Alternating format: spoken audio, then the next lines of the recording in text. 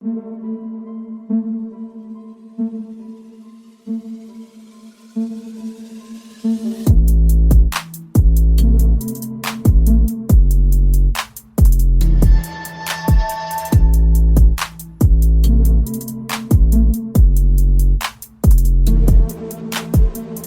and welcome to the Nicolas Batum episode of the Hoop Theory Podcast, aka episode 88, which is in honor of him being the best player to ever wear the jersey number 88. Recording this one on the evening of Monday, June 10th.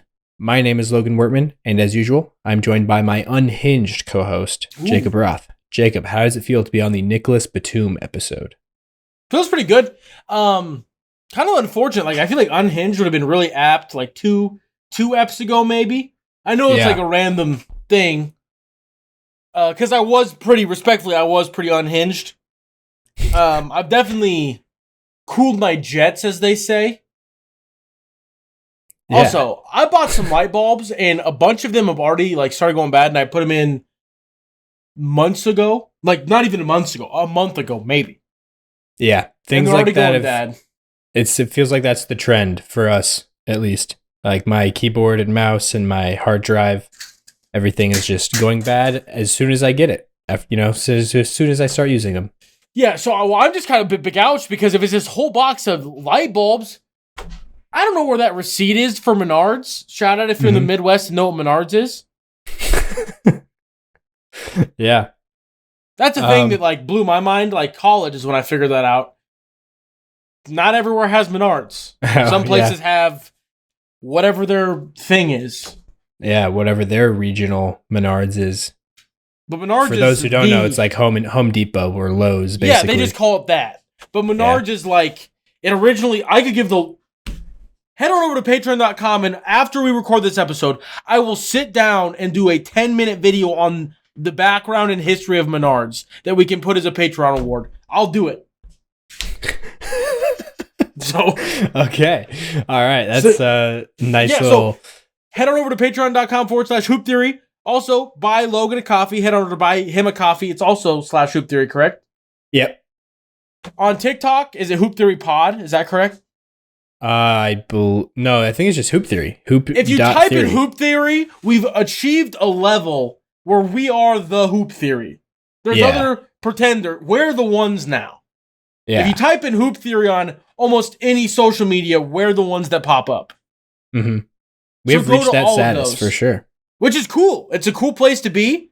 But yeah, anyway, go to patreon.com/hoop theory and there's a $1 tier. Throw us a little dollarooski, whether you want to do it in the version of 100 little Abraham Lincolns, or if you want to do it in a singular George Washington, or 4 George Washingtons, if that's your preference. Or you could also give us 1/100th of a Benjamin. That's also an option. Banks wouldn't accept it, but we would because it's the thought that counts. Anyway, all those options are great. I'm going to stop because we've got a lot of juice coming for you in this here edition of the Hoop Theory Podcast. Yeah. Which also, Nicolas Batum, my favorite Nicolas Batum era was when for way too long I thought he was Thybulle Cephalosha and he played for the Thunder. Different people. Obviously. But in my brain, I just combined those ears and they were the same player. That's my fun fact about Nicolas Batum. Yeah, Thybulle Cephalosha played for the Thunder, but Nicolas Batum played for the Blazers. Yeah, but in my brain, I go back, they just meld into one entity. I don't think Batum ever was on the Thunder, was he? No, I'm pretty sure he wasn't. This is a thing that I didn't I knew, but it was a mind bender. Same time when I realized that I will never forget this.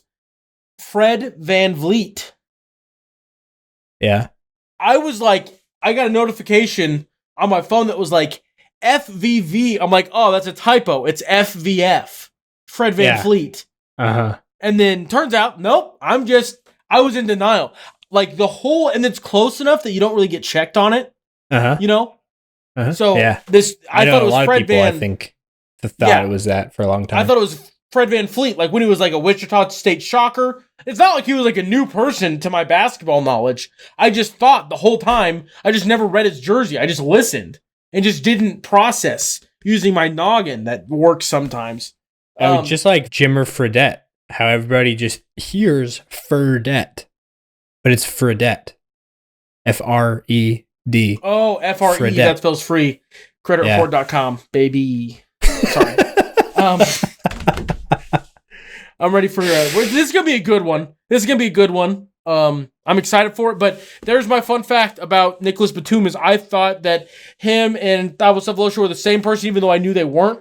Just in my brain, they were interchangeable, which is a terrible thing because they're completely different. Well, not completely different, but in terms of one of them was on the way out and one of them was starting their career.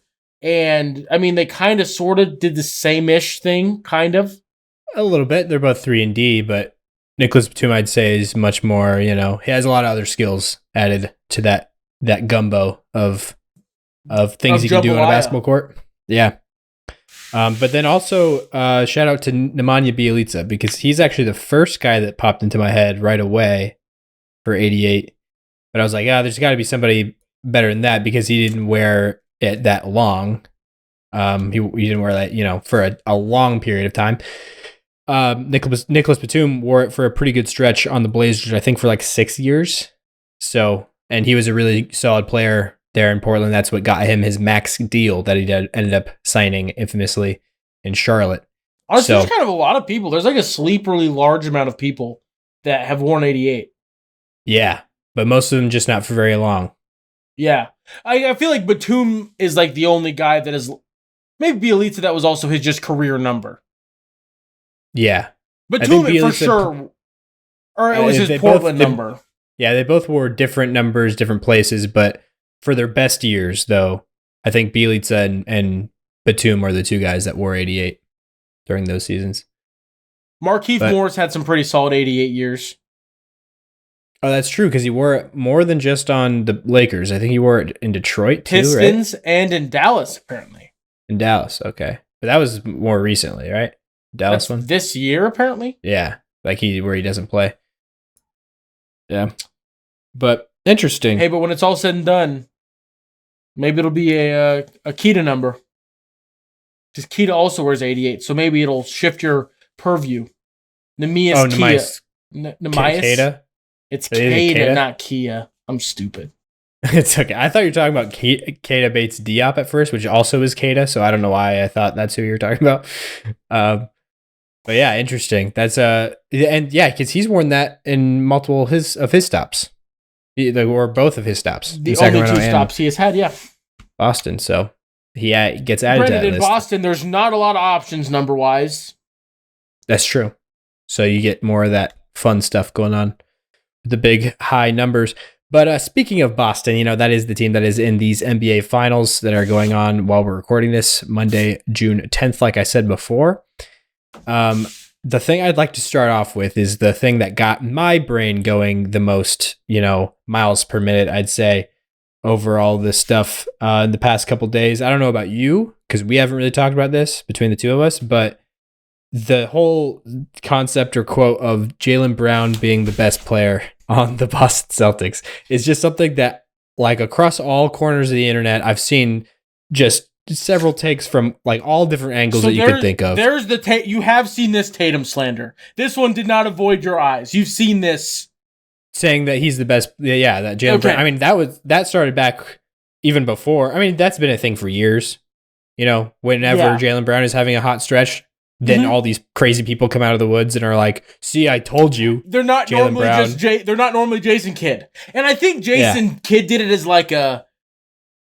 On the court, we didn't really look great against them. Let's try to rile up the background and see if I can like stir some stuff up.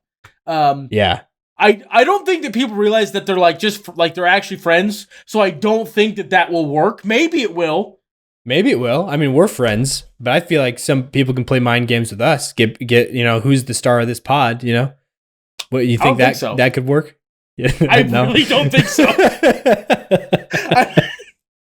Yeah, I don't know either, honestly. I think we both know our lanes.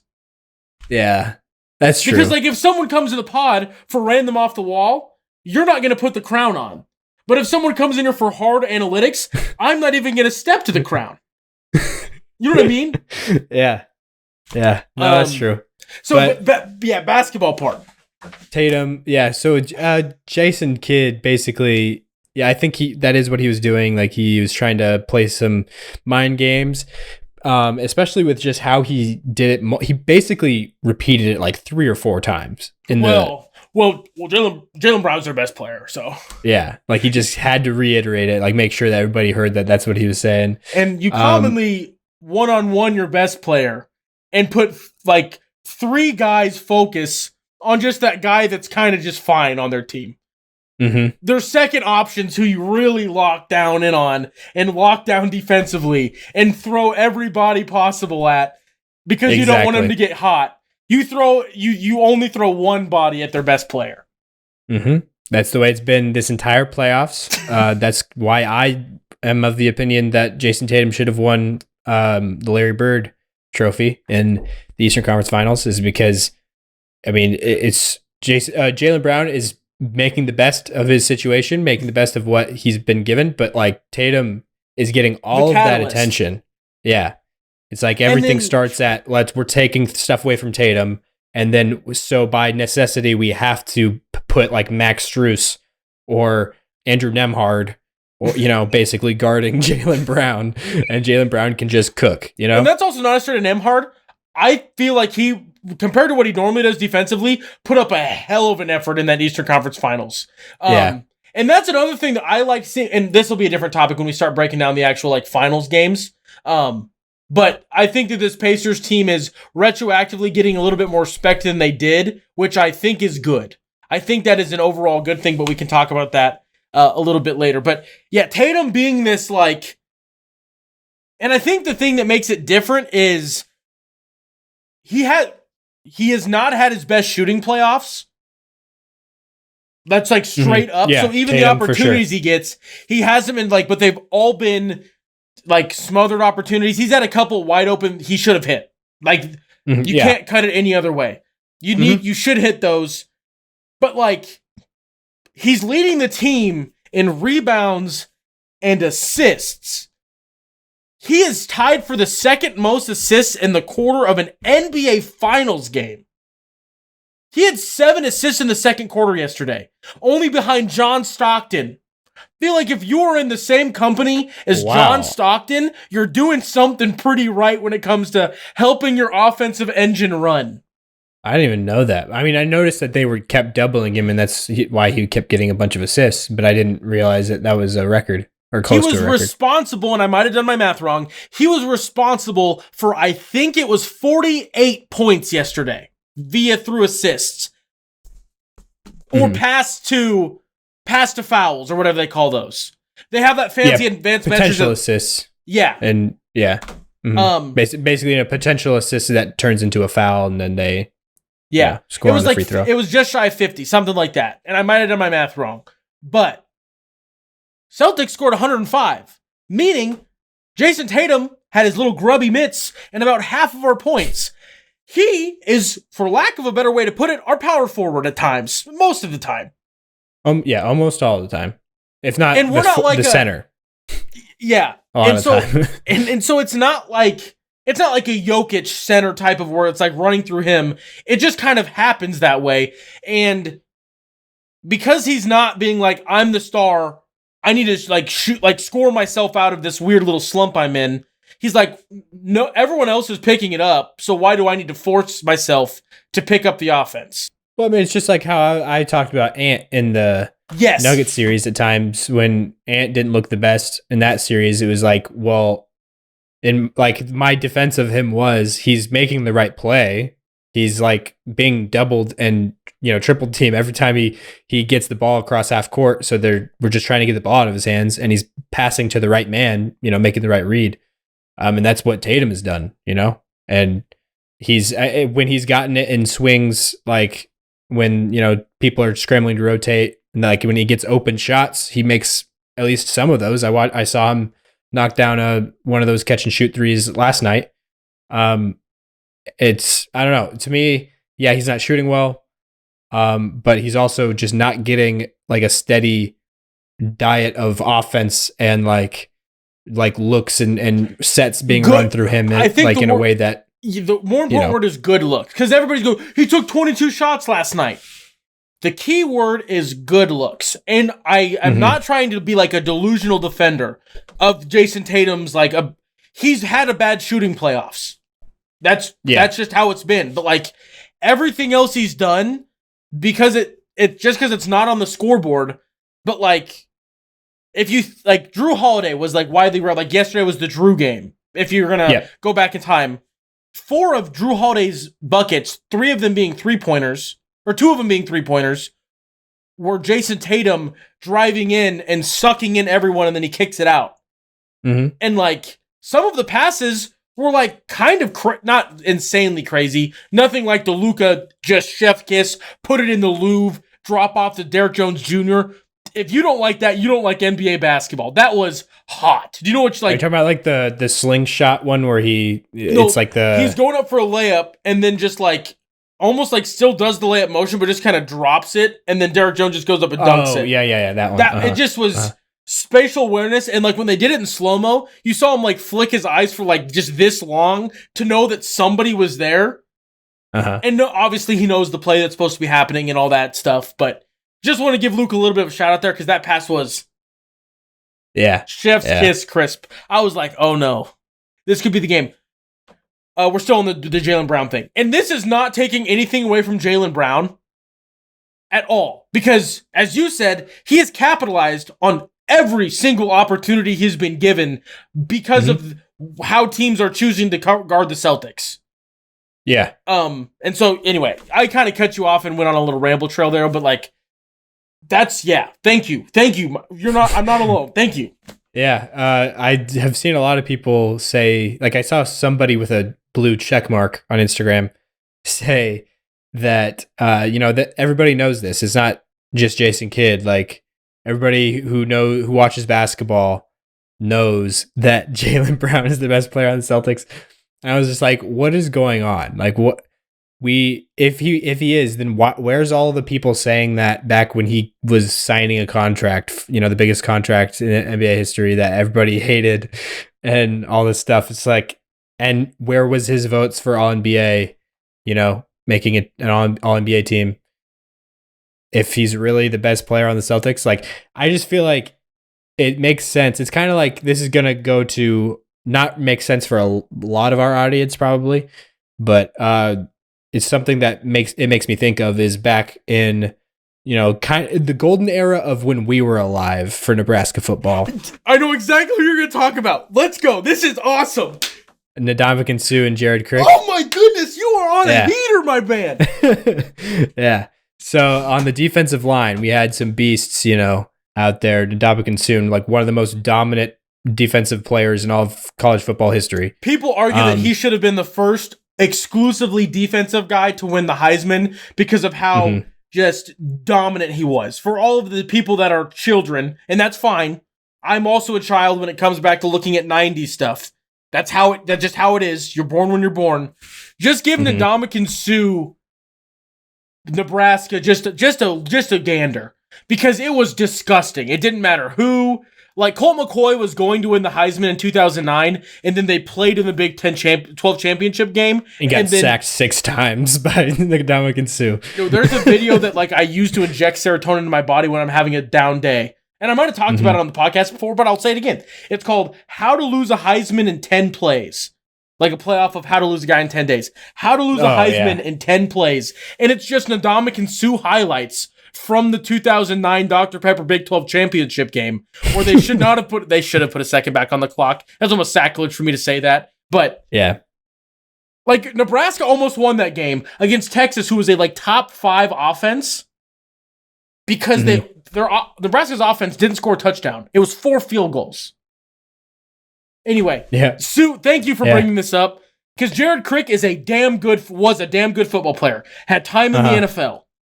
But what Ndamukong Suh forced offensive linemen to do freed up Jared Crick to just look like even better. And that's not a slight at Crick at all.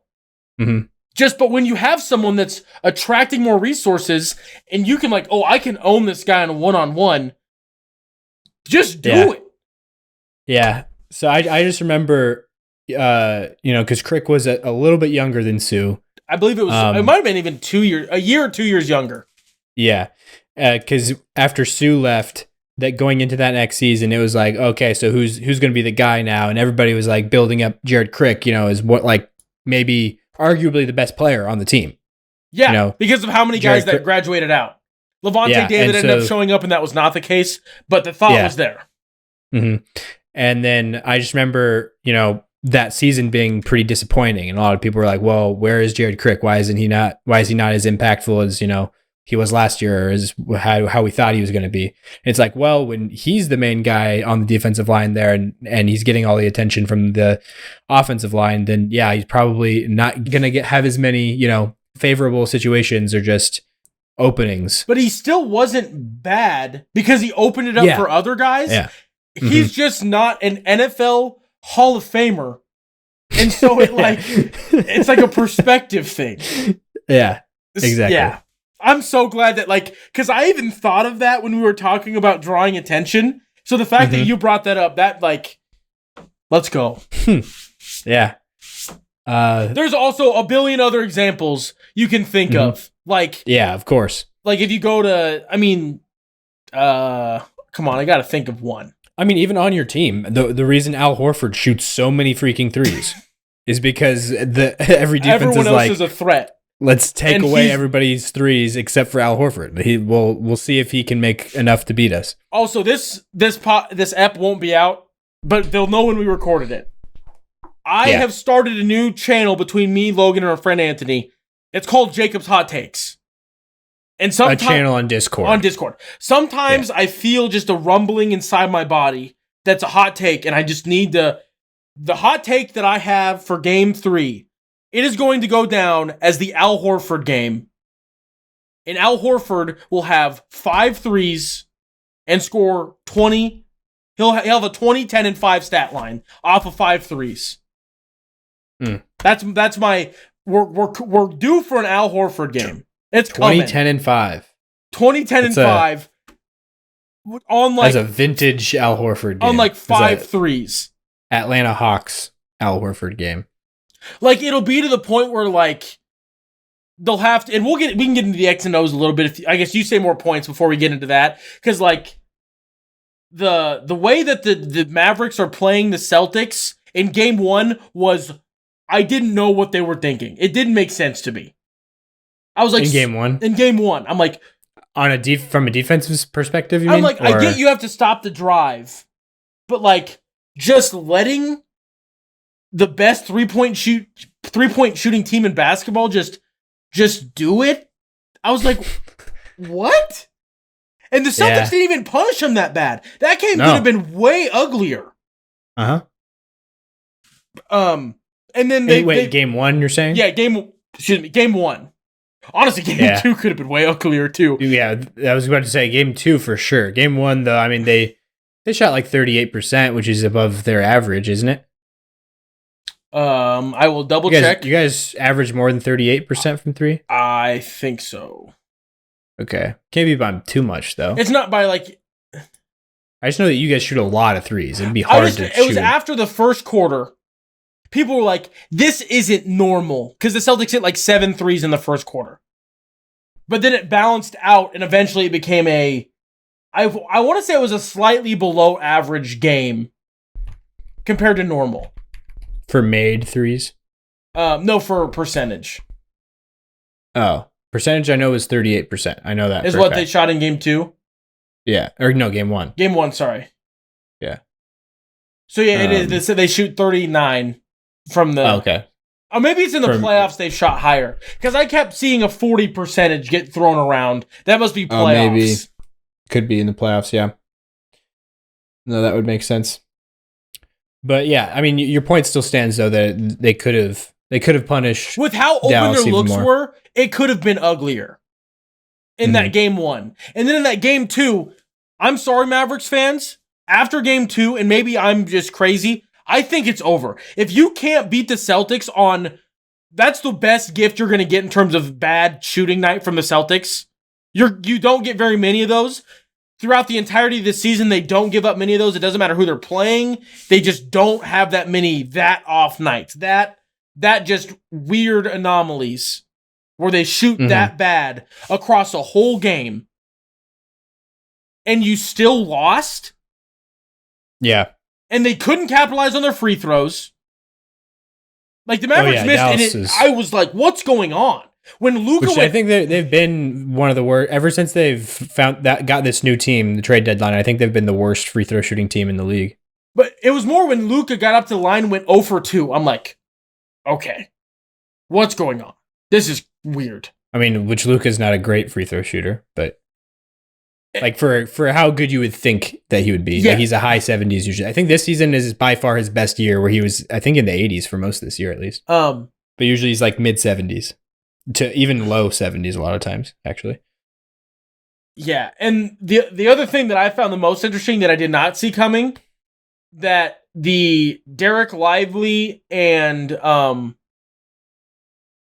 Derrick Jones Jr. minutes being just like, if we can avoid them, they want, like, those have been terrible minutes for the Mavericks, the 2 games of the series so far.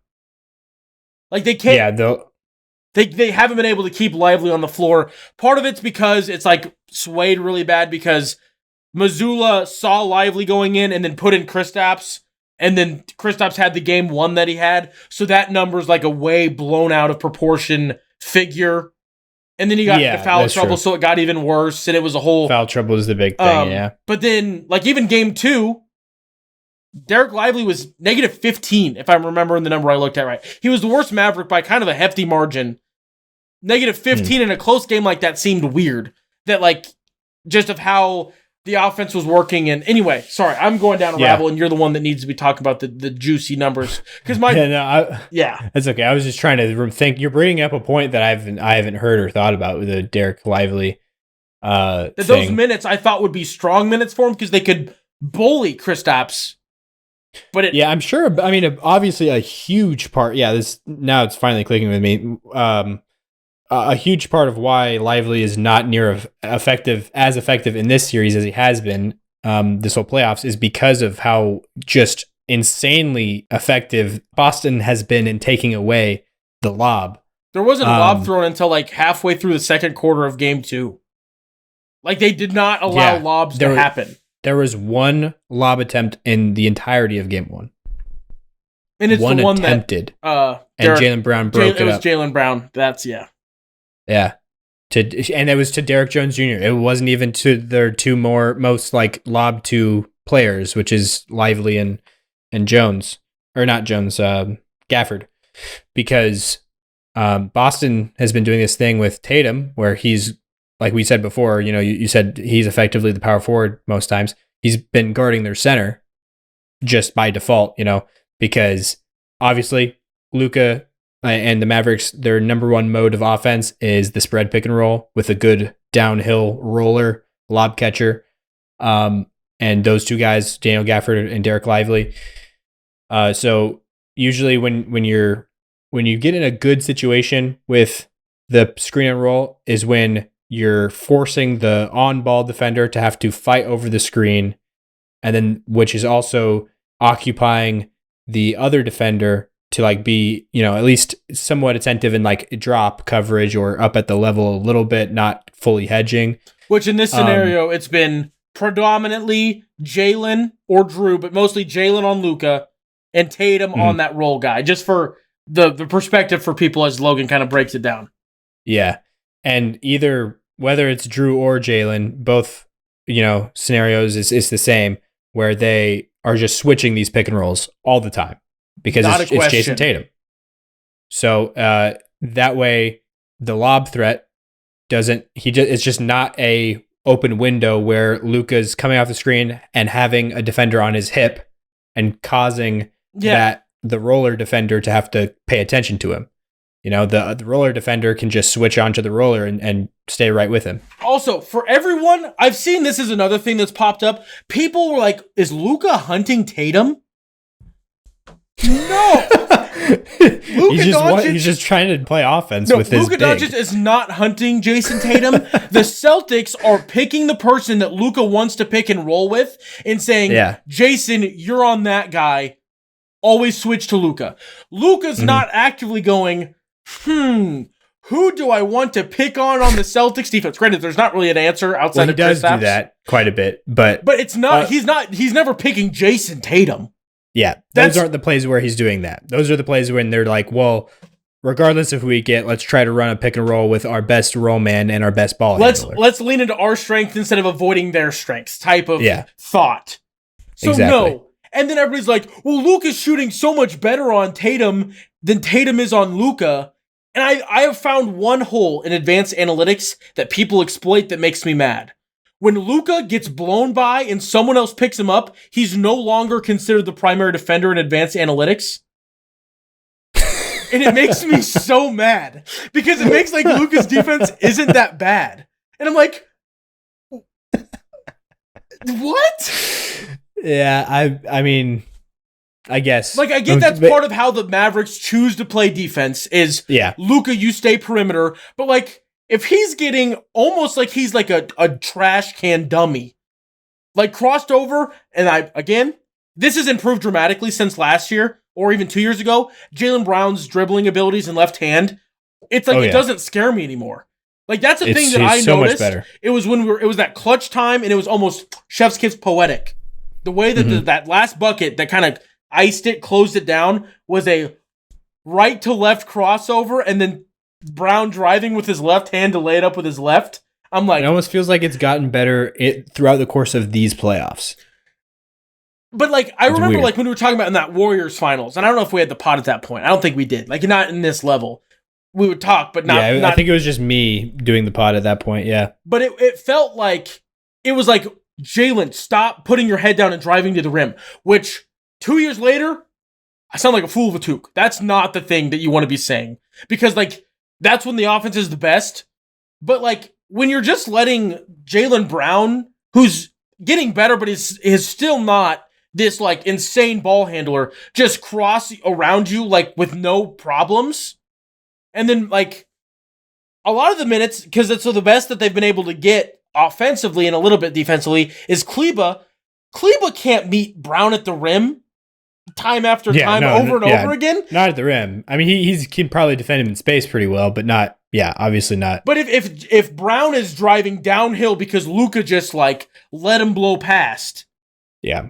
Kleba is not the most athletic, especially at this point. And like, he used to be a lot more bouncy than he is now, but there's also not very many guys in the NBA that you'd be like, oh yeah, I feel fine if Jaylen Brown has a head of steam going at the rim. There's obviously some people, but there's not a lot.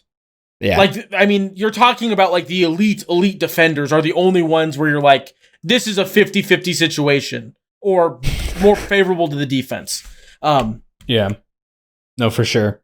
Yeah, sorry. But, I need to stop. I keep like going on tangents and cutting you off. I need to stop doing that because you've got things that you're cooking on too. No, that's all right. It's been good conversation. I think where we're talking about, though, the pick and roll game with Tatum, how he's been guarding the bigs. Yep. That's been, an effort to take away the lob game and also just by byproduct of that, like take away the corners, because when you're doing that, then you're not having everybody suffocate, cave in on the defensive end and try to help on the Luka pick and roll with the lob and everything. Like, your people are staying home on their man in the corner, which is like the best place like for any NBA team to get shots, but especially the Dallas Mavericks. They led the league this year in, I think, attempts and efficiency for corner threes. And this playoffs, that's what's outside of their defense. Like, that's been what's gotten them through a lot, or at least the OKC series. It was the lethality of Derrick Jones Jr. and PJ Walker in the corners. That's like what was that thing that got over the hump. Obviously, Luka's the catalyst of all that. I'm not being like dumb, but like we talked about it on the pod. PJ Washington might have been the Mavericks like MVP through the first two rounds of the playoffs. Like, he was X Factor, not MVP. In the Thunder series, I would say. Clippers series, I wouldn't say that was. Oh, I think he was at least an X Factor. He was like a big deal in that. Oh, but yeah, for X Factor, sure. But yeah, I meant to say X Factor instead of MVP. But the first 5 games of round 2, I would say that PJ Washington, you could say, was the MVP of the team. At that point, for those like 5, you could argue.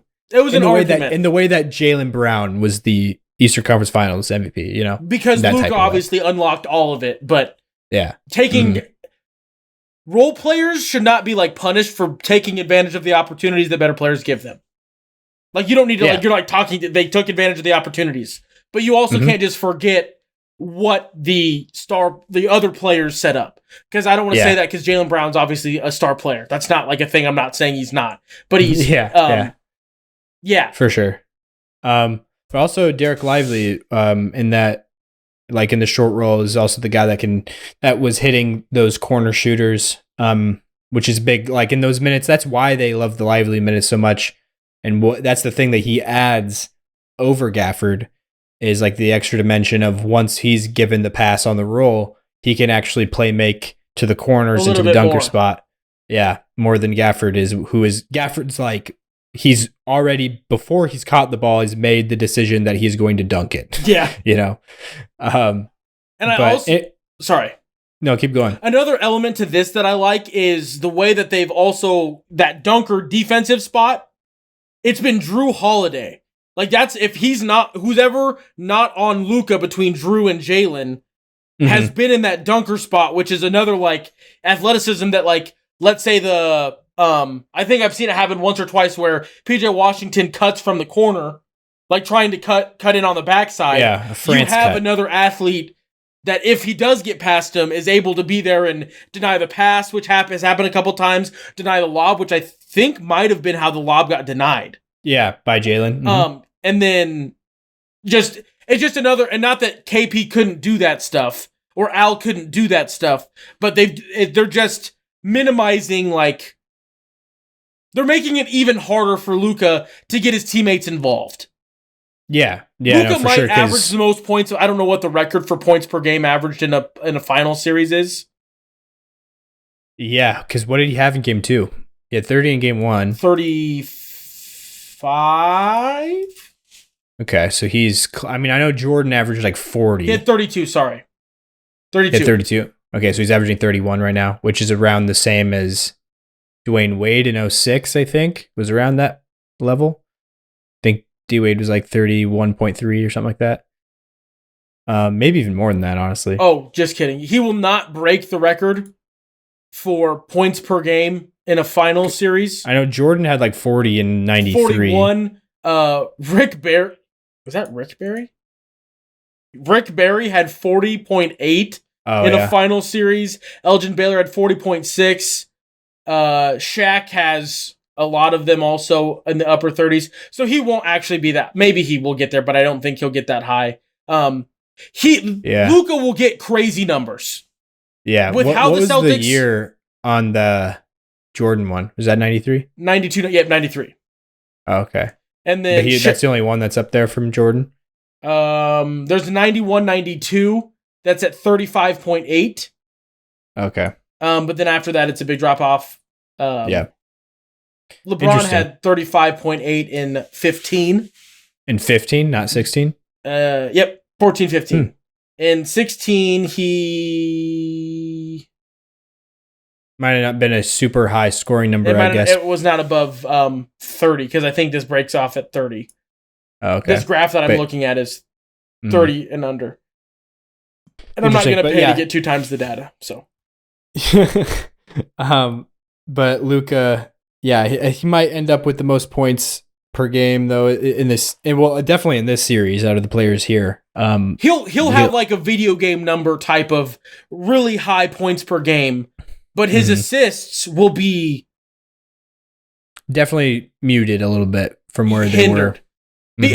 And I was talking to a buddy from high school. I talked to Slank actually. That was kind of fun. And I said like, Luka's about to give you guys 40. I'm like, yeah, he can give us 40, but no one else is going to give us 15. I was a little bit wrong yesterday, but like, if Kyrie can't get to 20 points, the Celtics will win every single time. If a Maverick, every time the Kyrie can't get to 20, if Luka's the only one that can score and another Maverick can't get to 20, I would bet egregious amounts on the Celtics.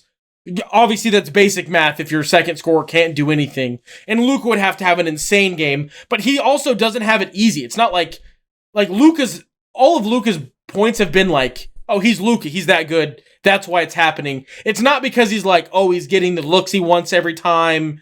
He's had a few. I think he had stretches where, but again, what the advantage he's getting there is something that can easily be fixed by Boston, and like having the Pritchard minute, like just if Mazzulla takes a little bit of a lower number on the Pritchard minutes, or now they might even not need to do this, but with Porzingis' injury, but. As good as Porzingis was in game 1, game 2, I think he's where you definitely started to see more of. There was a few examples in game 1, but game 2 is where it came out a lot more. Where even though they have Tatum on the big, the way Dallas built their team was very smart in having more than just their bigs as rollers, because they have Derrick Jones Jr. and PJ Washington, who are both like able to very capable lob threats. So if Kristaps is put on one of those guys in the corner, then they're bringing him up into the screen. And even if it's not one of those guys that he's guarding, they'll just run a screening action simply just to get KP onto Luka and one-on-one, And let Luka do what Luka wants. Yeah, exactly.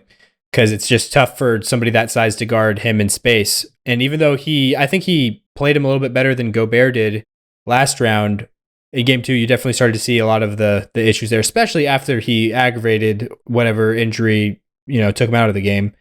He had a pretty, a little bit of a stretch there where he was getting just torched and did not look right. So, yeah, those things I think, though, are pretty easy to shore up for Boston, and not playing Pritchard as much. And then also KP, even though he was which I do want to cover. Yeah. Game 1 was unbelievable. And also I'm really happy for him because, he was a player that it's kind of like this weird forgotten chapter of my basketball fandom. Where in between Carmelo and Jokic, there was this little lull where because you followed Melo, not all the way, but you had Nick's stuff, you followed Melo a bit, never left the Nuggets, but you followed Melo and gained a newfound love of the Knicks. Yeah, for sure. I ashamedly admit that at that point I was actively cheering definitely more for the Knicks than I was the Nuggets, but that was mainly just because the Nuggets didn't have as much going on. And I also knew at that point that wasn't going to be a forever thing. It was just the Knicks, they have this team that could make some noise, and I was, kind of more paying attention to them. And then as that team fizzled out, that's when Kristaps came along. And it was oh, well, that guy's really interesting. And so he kind of became my new favorite player, even though I had switched back over the Nuggets as my favorite team at that point. My favorite singular player was Porzingis for a bit before Jokic, became what he became, but after Jokic's rookie year. It was after Jokic was I'm the guy, get rid of Nurkic, you were locked in. I distinctively remember you being, maybe even before they got rid of Nurkic, you being it was, yeah. I'm on Team Jokic. If it's a Twilight Pickett side, yeah. I'm on Team Jokic. Uh-huh. Which I think a lot of people were, but I know that you were very vocal in our group about please keep Jokic, please. Yeah, you'd be surprised the amount. There was a lot of national people, even whoever talked about it. There was a lot of people on the Nurkic side, but. Yeah, and I mean at that time also Cat was in the Jokic and Cat debate, because that wasn't even a debate at that time. It was a Cat is just levels above Jokic, It's just funny to think about that years later. Hindsight's always 20/20. But yeah. Anyways, what were we talking about though? KP. Yeah. KP. So he in game 1 was just hadn't played in almost 40 days. It was 38 days. 38 or 39 days. Yeah, and 10 games of the playoffs that he had missed.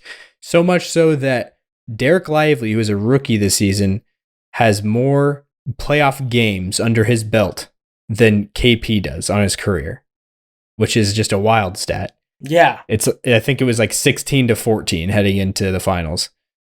But yeah, KP though, just getting on Josh Green or a lot of their wings that they had out there on him, was able to he was making everything, but the way he developed his post game after it was he was exploited by famously or most famously, I should say, Marcus Smart, back in the day, by just guarding him and being like, well, you can't get close to the basket because I'm short but also stronger than you.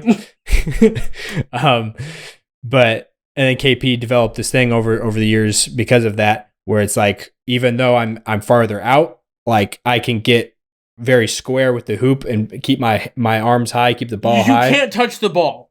The odds are I'm just taller enough than you and my arms are longer enough that I can just almost just shoot like I'm 8 and you're 6 and I'm just bigger than you. And it's kind of funny to watch when you like put it into that lens of like, those are two fully grown men. Why is he doing that? Overly grown men. Those are two insanely large, like some of the biggest people on planet Earth. Yeah. And he's just like, and his form is just, it's his form, it's how it is, but it just adds to like, what a weird interaction I just watched. But he just was burying them over and over in game one. But yeah, his form is what I'm talking about, of like how he changed that in order to get good at this, which like having the ball so high above his head, but then also like how he pushes his chest and like the top of his body so much more forward over the guy. So it's like he's not fading away from the basket. It's like he's using his height to get as close to the basket as he can and elevating and being like, all right, I'm going to put this in. And he just has really good touch. If the guy super jumps, like to go like try to block it, he just like jumps into him and it's a foul. Yeah. Which, exactly. Proud of Derrick Lively. Didn't do that very much. I was like waiting for him to like really try to contest it, but somebody must have told him like, don't jump at those. Don't do it. Don't do it. Yeah. And I mean, Lively would be I don't know if I didn't see many of those that he tried over Lively, because that would be a harder height mismatch with. It's closer.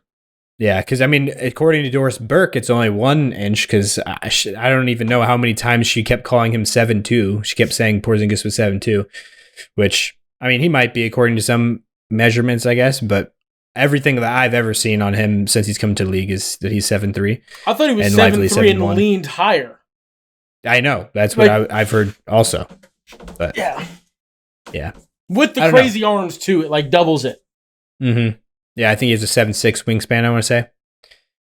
So yeah, it's Porzingis though is in game one. He looked like, even though he played only 20 minutes, because Mazzulla was trying to be pretty careful with, and the way the game was going, it wasn't like we need this now.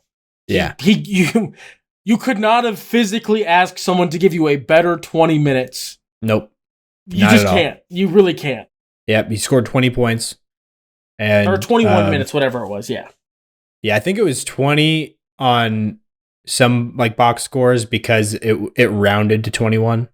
Oh. Like because some box scores just shows you the first number, it doesn't round up to if it's above 20 and a half minutes, I think it was like 20 and some change that would round up to 21.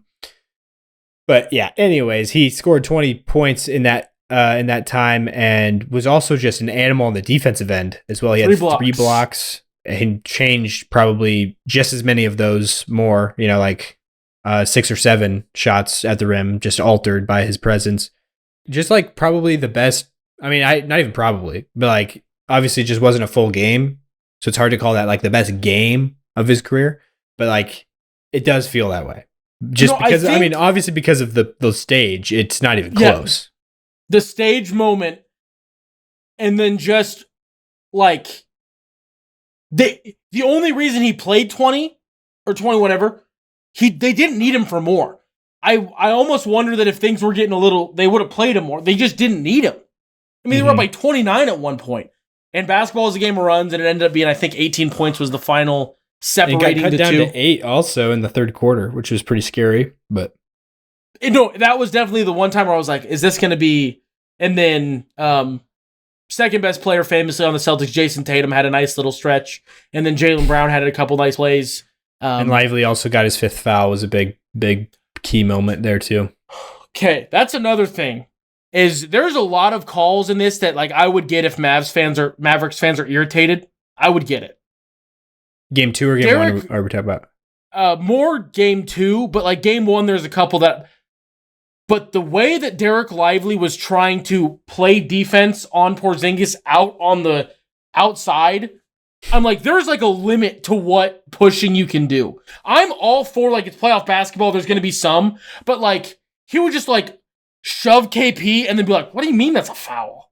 I'm like, and KP not flopped isn't the right word, but like did not sell Sold it. He didn't resist the contact. He just kind of was like, whoa. Yeah. And then his arms are literally about to touch the top of the garden. So he like flails his arm back and it looks even worse. But I'm like, anything, he just kept doing it. I'm like, no, duh, you're picking up fouls, guy. Stop, like, you can lean into a guy and not like use your arms.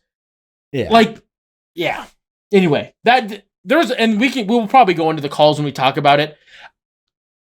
There's some things, obviously, that I'm like, well, I think that's dumb. But then there's also some where I'm like, really? Like Derrick White's goaltend? That one, and I think... Yeah. The broadcast didn't even like talk about that like it was controversial, did they? But no, because the broadcast, and I know that it was, but Mike Breen's like, good eye by the officials. They didn't see that live. They just felt like it probably was. Like, there's no way. Because it was like the top bend of Derrick White's index finger, just the rim, like barely touched the rim.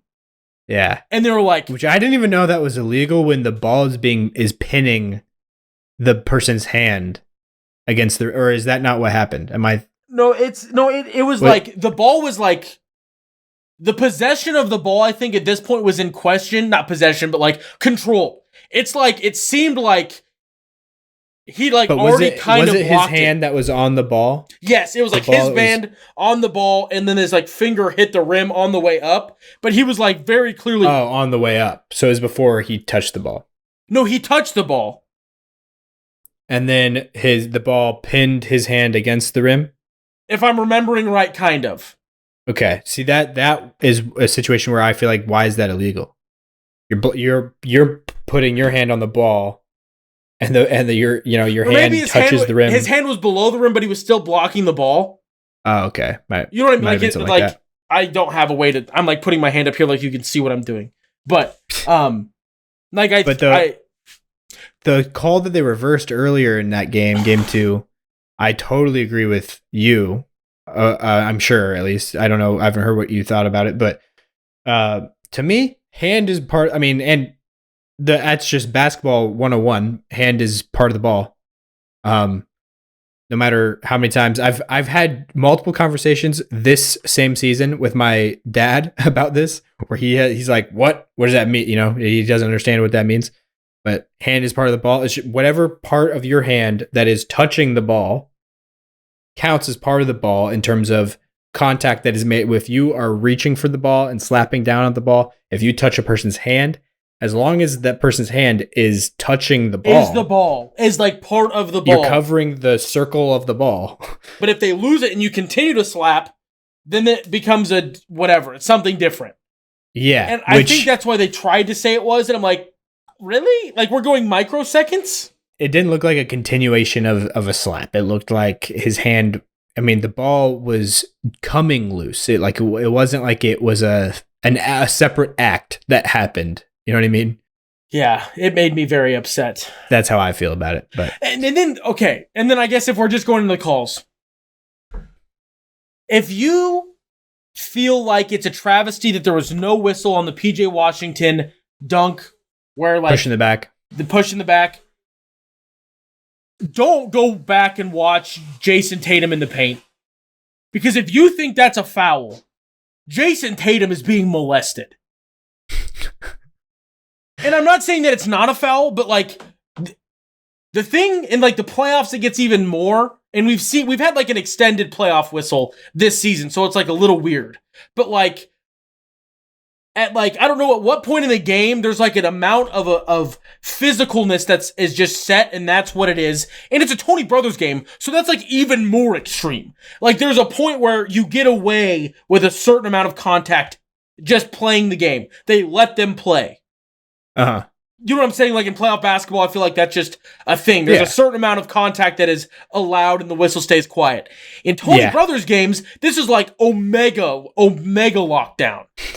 because there's no whistles in the first half. And then, like, the first 6 minutes of the third quarter is like, what's the second half whistle going to be? Because the first half whistle, they were just watching film, essentially. There was just, like, this is obviously being facetious, but, like, Tony Brothers games are extremely, like, two halves.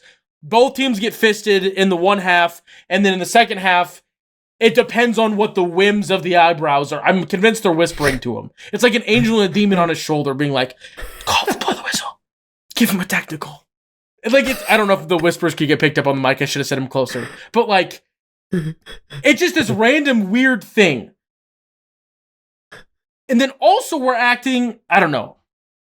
If I was a Mavericks fan, I would get it. But is it such an egregious amount that I feel like, oh, the NBA wants banner 18 in the rafters? Yeah, no. I mean, I don't think it was any worse than... bad. It's a home court, obnoxious noise. Refs are people, and it's dumb, and they shouldn't be swayed by where they are. But it happens. Yeah, and also that play is just... It's a pretty easy to miss. It's not like... Especially when all the refs are behind him because of how... Or at least I think. I don't know where the refs were on that play, but I would assume they're trailing a little bit because of how fast that play happened. Yeah. And then also, I'll openly be like, if we're going to call little push fouls, Jrue Holiday needs to be investigated. I love this man to death, but he does this thing when he's like on the rebounds where it's like this just nice little like, oh, you're going towards the rim, go further. It's just like this little... And how he just guards. Jrue Holiday guards how I like to guard when it's allowed. When I'm playing, which is usually where it's a lot of hand checking basically, but you're just not using your hand. You're using like your hip or your arm kind of, but you're just kind of putting your body on their body. Mm-hmm. And so you're they're bringing you whatever direction they're going kind of to stay with them. But that stuff is usually, it's up to the whatever ref's discretion. It depends on the night. It just is. Yeah. Sometimes he gets whistled for it, and then they play a little bit back, or they get away with it until they get called for it. It's not a perfect world, but that's just the world that it is. It's not like it's been any different than any of the other playoff series. It's just how it is.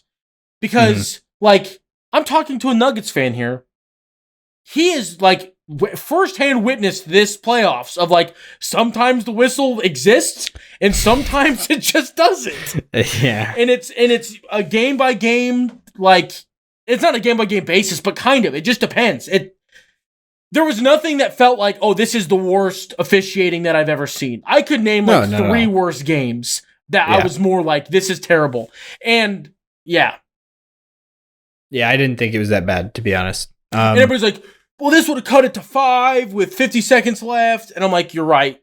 It would have been close. Luka and Kyrie and close that situation is what nightmares are made of. I think that would have cut it to 3, right?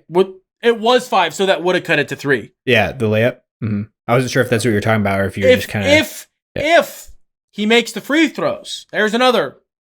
There's a whole lot of what ifs. Because it could still be a 4-point game. Yeah. It could be a 5-point game. Who knows? Yeah. I mean, PJ Washington, I think, is, mid-70s free throw shooter. And in that raucous environment. Yeah. And also, I knew it was going to happen, but I'm glad that it really, really, truly did. I don't care about Kyrie Irving more than I do Nikola Jovic. He's just another player. Obviously, played for the Celtics, had the whole thing. I don't have, an extra... You were just naming a random player there with Nikola Jovic? And that was... Okay. That's the first person that popped in my head. Ben McLemore. I don't have... I've moved on from the, one... And I don't even know if it lasted the whole season. Just that... No, it definitely did. When he stomped on Lucky, that pissed me off. I was like, what the... Yeah, that was a couple years later, wasn't it? That was a couple years... But then after he lost, the next 4 games. By the way, that streak is up to 12. Kyrie Irving has lost to the Boston Celtics 12 times in a row since he stomped on Lucky. Have you also seen... Sorry to interject.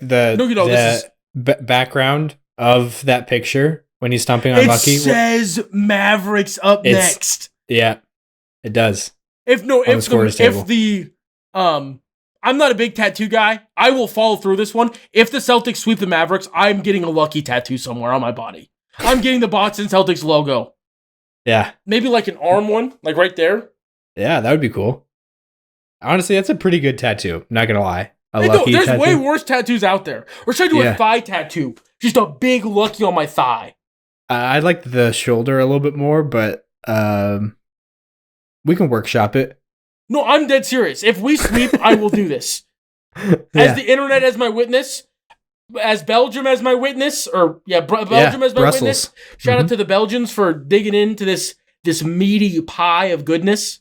Yeah, our number 5 city last time I checked, and was in Brussels. Podcast listens. Yep.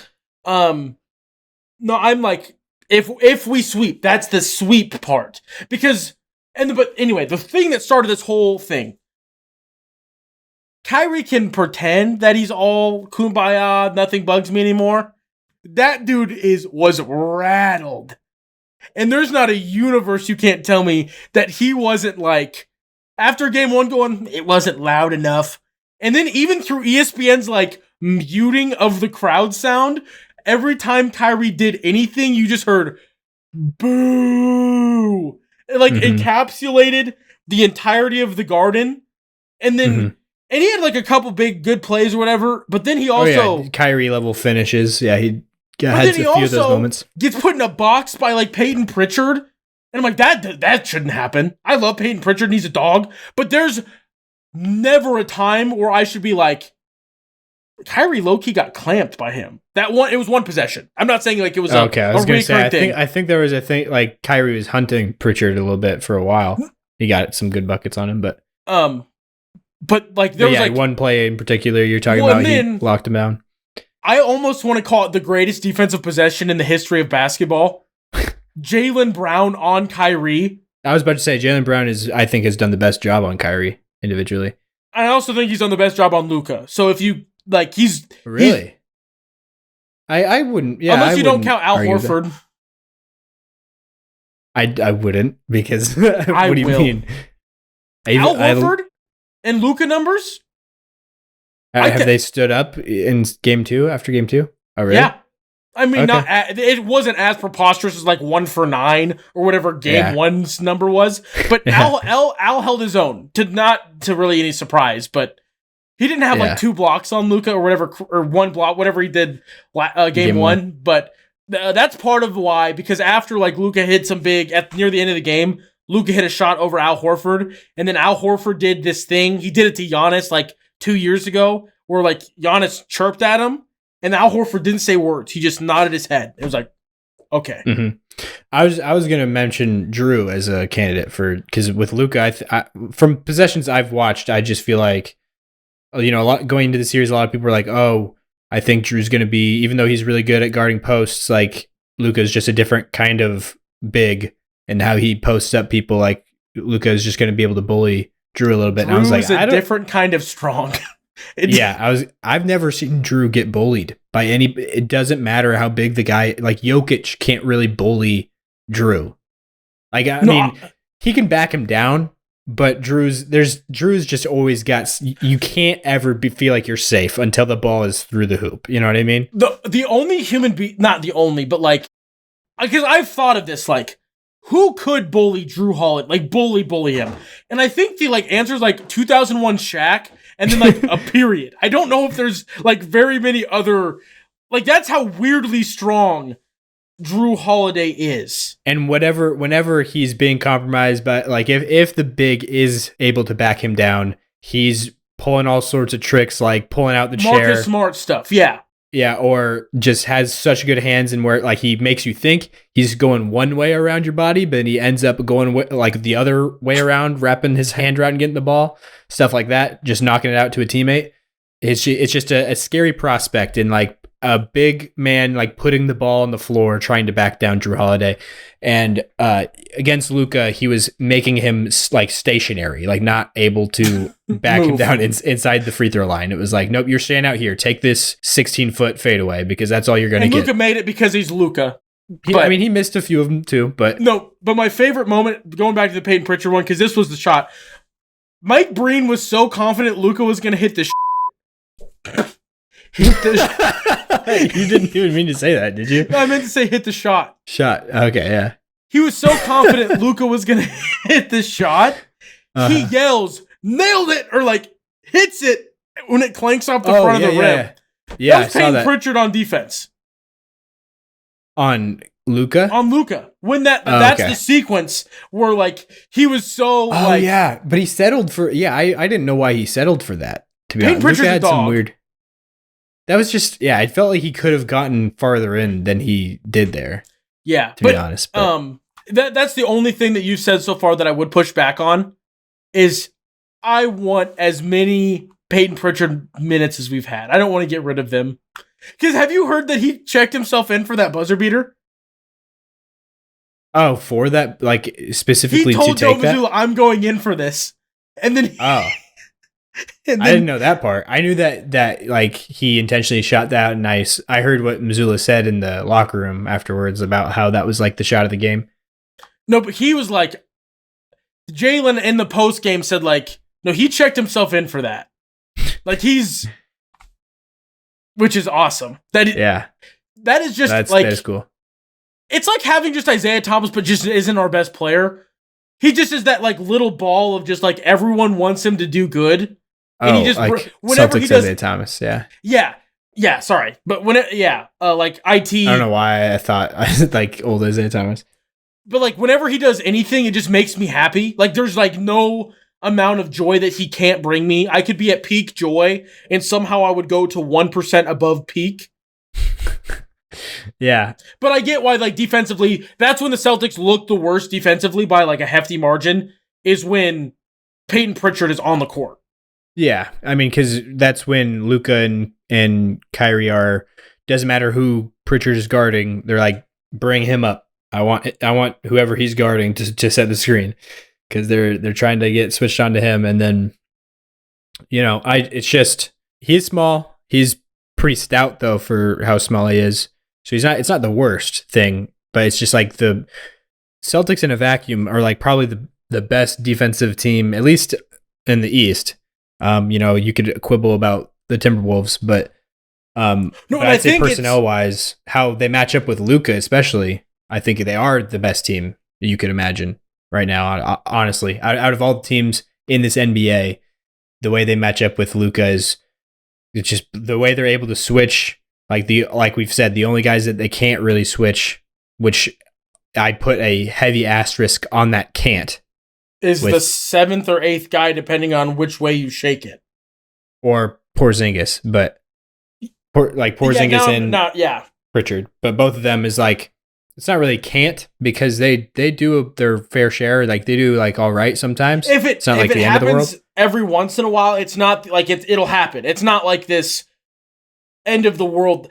They don't lose it enough that you're like, okay, we need to like timeout immediately, fix something. When they're both on the court, I don't know how that would work. I don't know if I remember seeing anything like that where they were able to like exploit both of them being out there. But And Hauser, honestly, even though he's hunted a lot, he holds up very well on the defensive end, especially like size wise. Our white guys play defense.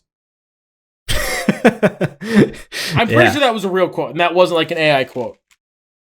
That sounds like a real Jrue quote. I believe that for sure. Which I thought his response to the Jaylen Brown is the best player on the Celtics was a funny one, where he was just like, "Yeah, I agree." But that was a piece of that conversation that I totally forgot to bring up, was the way Tatum handled it was like peak.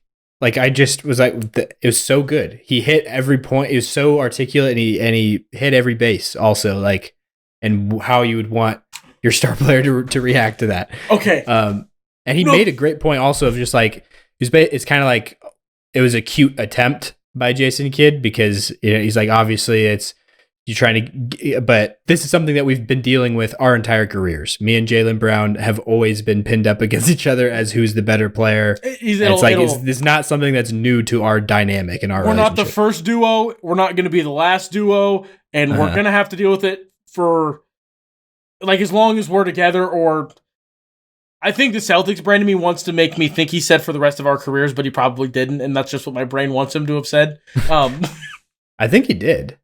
I'm going to say. No, I think that there is nothing on this planet that will make Jason Tatum not retire a Celtic. Like, there is, like, he is... Yeah, but anyways, you're saying...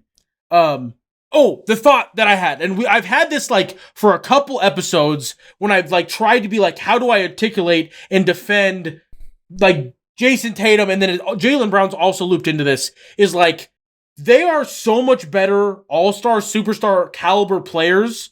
Like obviously they bring that to the on the court, but off the court is what's like even more from a team building's perspective, from a like drama perspective, from there's so many different angles where you like shine a light. There is, if you like add it all into one big bundle and like instead of separating on the court production, ease to deal with, blah, blah, blah, however you want to break it down, there is not very many duos that I think could work as well as they do with the caliber of players that they are. Because like starting with the on the court, obviously what they bring to the table is like huge, but then the on the court from a team building perspective, you don't really have to build around them. They are superstars that just they plug and play basically, and they are elite at like they are what everybody wants as a role player, that 3-and-D type of guy, but they're just that at the highest level. Plus, they do something else a little bit better. Yeah, so they can complement anybody else who wants to have. So all you really need around them is a ball handler to connect them, to pair them. And then Jason Tatum has kind of slowly turned into that. So that's almost turned into a thing where like you don't like. I still think that having a primary ball handler, like Derrick White, I know that we've like only gushed about the Celtics. I do want to talk more about the Mavericks because there's like a lot of things that I think they're doing. Like I more want to talk about Luka because Luka's been doing some Luka things that I just think are chef's kiss awesome because he's Luka. But like, I just don't think that like, they might not be, Tatum might be on the bottom of the top 5 or not even in the top 5. Jaylen might be on the, in the low teens, 20s, like, or high teens rather is the word I'm looking for. High teens, like close to 15, but not 15. That's whatever. But like the fact that you can take him and put him on any team and it almost doesn't matter unless you're like directly replacing whatever role they like somebody else. Like it's, I don't know. I think that's a part that doesn't get talked about is like how Brad Stevens, he's built an insane team because it was kind of like, in terms of the X's and O's part of it, it wasn't very hard. You were just like, oh, I go find a defensive guy. I go get a primary ball handler I go find a bunch of guys that can play defense, and I need like 1.5 of them to be a primary ball handler. And then like Kristaps is like the icing on the cake. The Celtics are 30-5 when he doesn't play. 30-5. And that's not just in the playoffs. That's like regular season against some good teams we didn't have KP. Yeah. And there's some times where I think, I can't say a lot because the Celtics didn't have a lot of losses. Some of the losses I think were because KP came back and like, he looked good, but it messed with the flow of everyone else. That's not a dig, but that's just how basketball works. Like I know one of the Nuggets games, for sure. It was KP's first game back and the offense just took a bit to get like figured out on how to work. KP had a great game, but everyone else around KP, they just had to play a little differently. And that's fine. That's how it worked. But it just is, man, I just love this team and I want them to all retire Celtics. I know that's not possible, but I want it to happen so bad. Bad. It's not impossissible. It's not not your top 6 because Al Horford's probably going to retire Celtic. I'd be surprised if he didn't. I think that I don't want to think about this because I think I might be watching my last month of Al Horford basketball. Maybe. Which he had a great response to the Jaylen Brown. Also, thing is there a better media trained team anywhere? The Celtics don't get rattled by media. They just are like, it's almost like robot. And then Joe Mazzulla going autistic basketball robot on him when they're like, how'd you feel about that first quarter? Then he proceeds to rattle off the box score equivalent of the first. Have you seen this video? Yeah, the one that you sent me on Twitter. Yeah, it was just, oh man, I just love this team so much. What, you're saying that was a good like media train moment? No, not a media train moment. Just like every single media interaction, I want to watch. Every single one. Yeah. Because it's I love the asking about the black head coach matchup of Jason Kidd and Joe Mazzulla because it's the first one since like the 70s. Joe Mazzulla just responded with, I wonder how many of those coaches were Christian," and then just didn't say anything. And no one else. Nobody said anything, and it was like, what? What are we talking about? Joe Mazzulla is like very like forward in his like faith. Like it's a thing he talks about a lot. Yeah, I know, but I don't even care what topic that was about. It's just like what kind of response. It's just like he didn't even. He didn't think twice. It was just like he just was asked very, it was an understandable question. It was like, how have you thought about this at all? Have you thought about the importance of this? How black head coaches, in the NBA, it's just not a super common thing. You see them in this position, and then he was just like, I wonder how many of those coaches were Christian. I think he was more as of a person that has watched 98 Joe Mazzulla post-game pressers. I think it was more of the like, well, why does the race thing is the only thing that like, why is that anything different than the other differences that we might have or similarities we might have? Yeah. That's what I would assume. It was, like you said, it could be about anything. The Mazzulla eyes just. Yeah. It was that long. There was that long of silence. My also favorite one is someone asked him like, did you see the royal family came to the game? Oh, like, yeah. Joseph, Mary, Jesus, Mary, and Joseph, and she's like, no, it was the princess and prince of Wales. He's like, nope, not familiar with them. He's like, the only royal family I know is Jesus, Mary, and Joseph.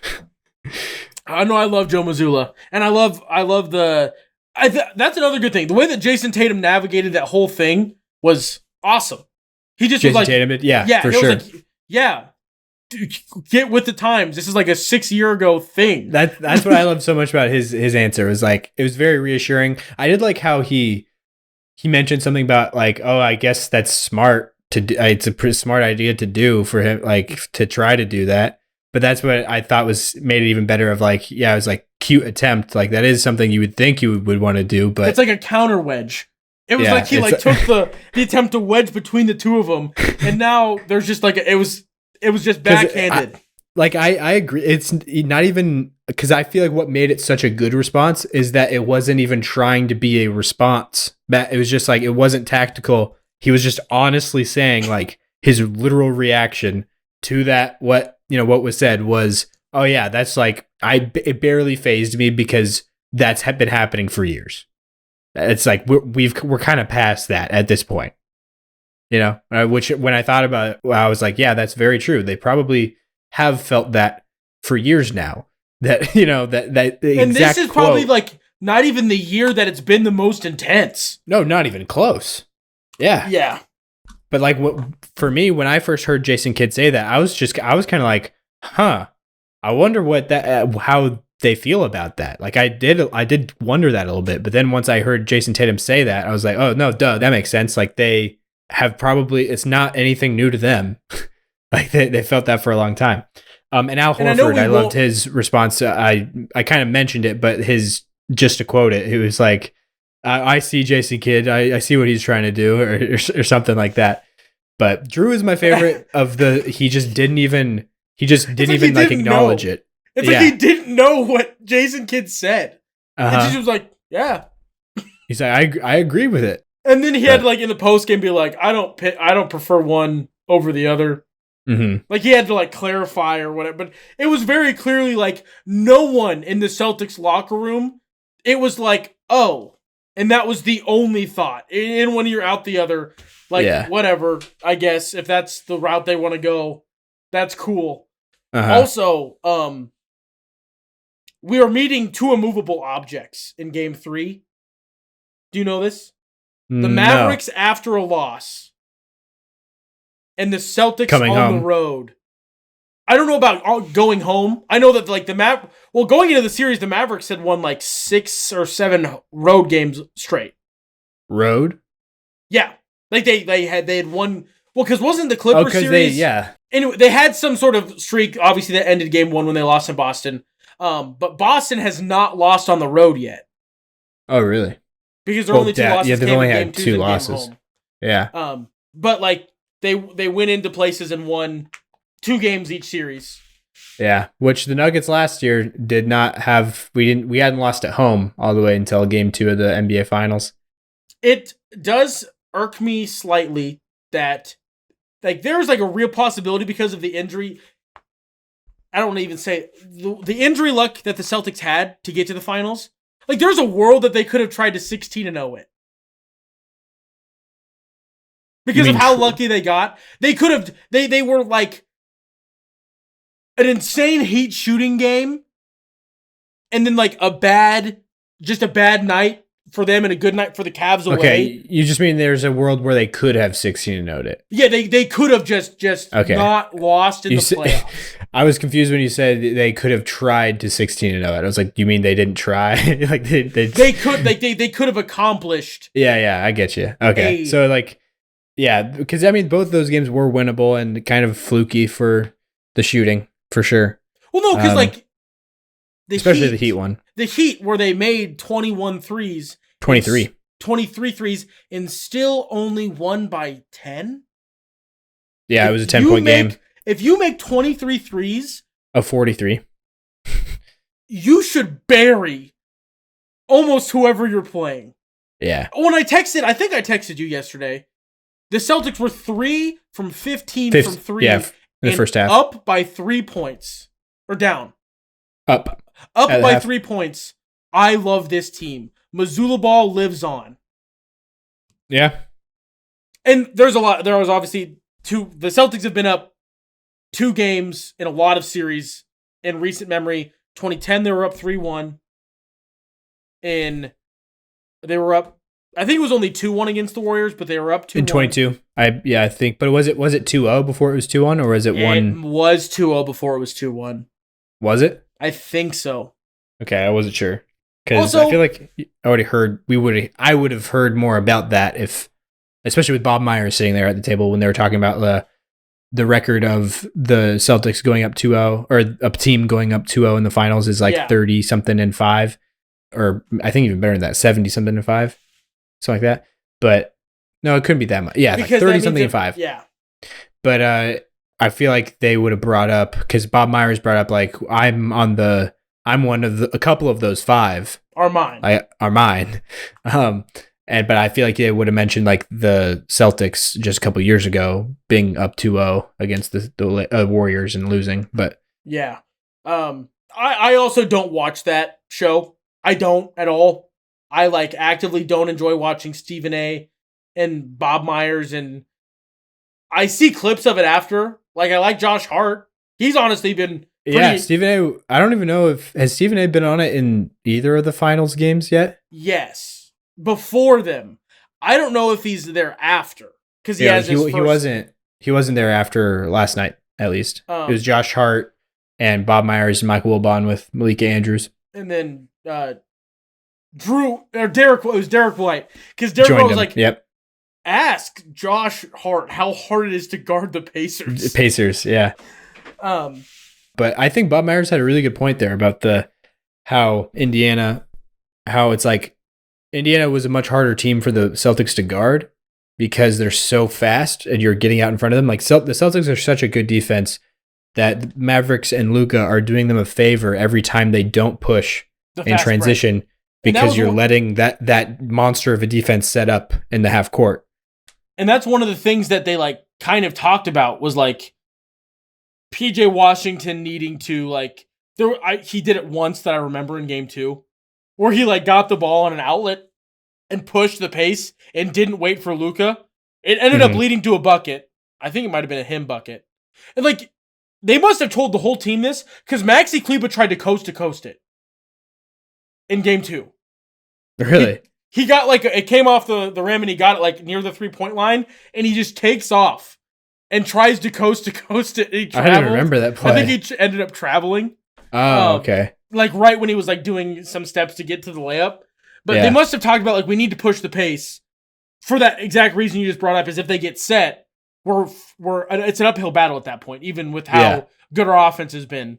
And that's another thing that I think is like I thought that Jason Kidd has done a pretty okay job of, and that's like there's been a lot of little things like that. like the way that they changed how they did switches or covering when Tatum and Brown would drive into the paint, sometimes Jrue, but it was mostly just Tatum and Brown. They would, like, the way that they would prioritize who would come help, they changed it up so the 3-ball wasn't open. So then Jrue Holiday a lot more would then sit in the dunker spot on the offensive side, and that's how you had all those insano. I'm not even sure how, like, my brain can't do. I'm bad at these in real basketball when we try to play. That, like, when you're, like, right under the basket and you just kind of, like, do whatever Jrue Holiday does all the time. Like a reverse, like flip it up type of thing? Yeah. Or when you're on the same side. When you're on the same side and he's like, yeah. And you're moving away from the bucket and you just kind of like, or moving across it and you just throw it up and it like almost defies gravity, how it just like you just perfectly, and Jrue Holiday does it more than like almost anybody I've ever seen. Like that exact thing. Uh-huh. And that was like the adjustment from only being out of the 3-point line. So then it's just a back and forth counter adjustments. And Jason Kidd, and I think we talked about it in the Western Conference like preview, or maybe it was like the post view. Jason Kidd's done a lot better, I think, of being a coach this year than I initially thought he would coming in or what he was given credit for. I think he's made some pretty solid coaching like adjustments and changes. It's not just he's part of the reason that we're seeing a lot better defense out of the Mavericks because of like the X's and O's part of it, as opposed to just like players know it's playoffs, it's time to step up. Yeah, I mean, he's always been like, that's been his calling card as a coach, has been defense. But so like I think that was like a thing that everybody like knew that was going to be a thing that he was bringing to the Mavericks. And then when they made that trade for Kyrie, it was like, okay, you have a defensive minded coach, but you don't have a defensive team at all. And then it's just insane how far they've come from like how they've rebuilt and remastered that defense since then. It's almost like two teams. Yeah. I mean, it helps a lot, obviously, adding the guys of PJ Washington and Daniel Gafford, drafting Derek Lively and Derrick Jones Jr. also. I don't even know if he might have been on the team during the Kyrie trade, but at least he's a much bigger part of that team now. He was given a veterans minimum this offseason. Did you, speaking of veterans minimums, did you see what Mikael Wilbon said was his like X Factor guy that needs to step up? I've seen this. Michael. Is it Mikael? Mikael Wilbon? Is it just Michael Wilbon? Yeah, it's Michael. You said Mikael Wilbon. My brain. We're not even that deep into it. It's not even that late. Anyway, he was like his like X Factor guy that he wants to see more minutes because he could really step up. On the Mavericks? Yeah. Tim Hardaway Jr. I was about to guess that. That coach's decision did not play. It's what ended up happening with that one. It just made before the game? Before the game. That's the guy I'd like to see like get some more time, and I think that he could really kind of break this thing that Boston has going. He's a veteran guy. He's crafty. I don't think that's the case. But I mean, I don't know. I could see Tim Hardaway Jr. having a big playoff game if he got the time, but also offensively. I mean, he's not a bad defensive player, but he's not. But he's then not who do you replace him with? Yeah, he's gonna have to replace somebody who is a really good defensive player. No, to the point where I think it would just turn into like the hunt, not hunt Tim Hardaway, but like it would just make things a lot more difficult to like hide the Luka and Kyrie defense. Oh yeah, if you have another guy that's not Derrick Jones Jr. or that's probably who it would be. But yeah, I mean he adds a lot of shooting, but yeah, it is not like a additive defensive piece to help hide things. And that's one point that I did want to touch on here about Luka, hiding Luka on defense, which, you know, we've talked about how Luka has been a lot better on defense this postseason, which is still very true. And the first couple rounds, he actually looked like a really good defensive player. I would say that what's changed so much this series, where he's exploited quite a bit more than he has been thus far, is because I think that the Celtics are like literally the worst matchup for Luka of any team. I think I said that earlier on in this episode, but like just to reiterate, I think that is like his nightmare matchup, because when he's on the defensive end, the Celtics are this rare team that when they're healthy, at least with their starting five, when you got Porzingis out there, even if you want to take Porzingis out and just put in Horford, which has been their starting five effectively now. Yeah. All five of those guys are guys that you can kind of give the ball to go at Luka. You know what I mean? Like most teams, almost every team in the NBA, you can hide Luka on a Jaden McDaniels for the most part, or a Kyle Anderson, or like something like that. Or Lou Dort even.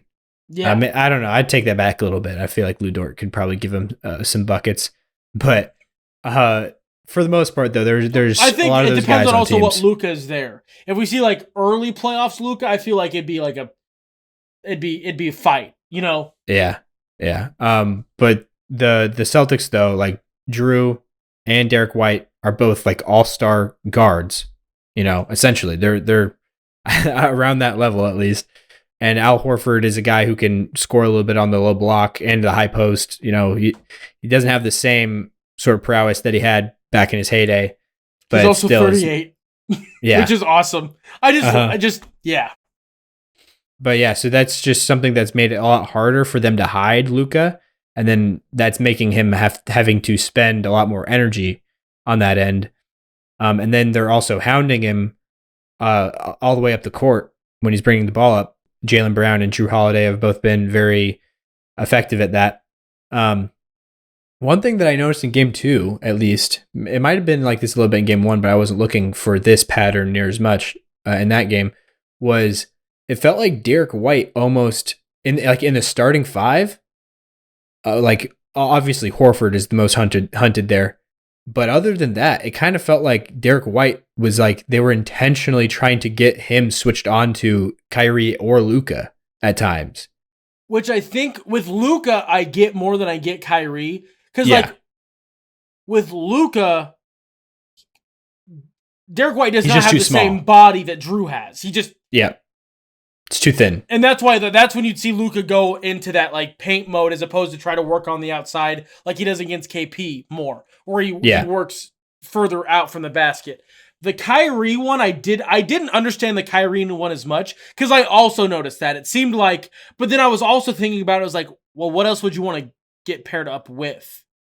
Mm-hmm. Like, obviously, like in Jaylen Brown and Jason Tatum are both not options you'd want to. No, it's like almost like, who do I have on me? It's Derrick White. This is a better option than if I have Jrue Holiday on me. Okay, do I want Jason Brown?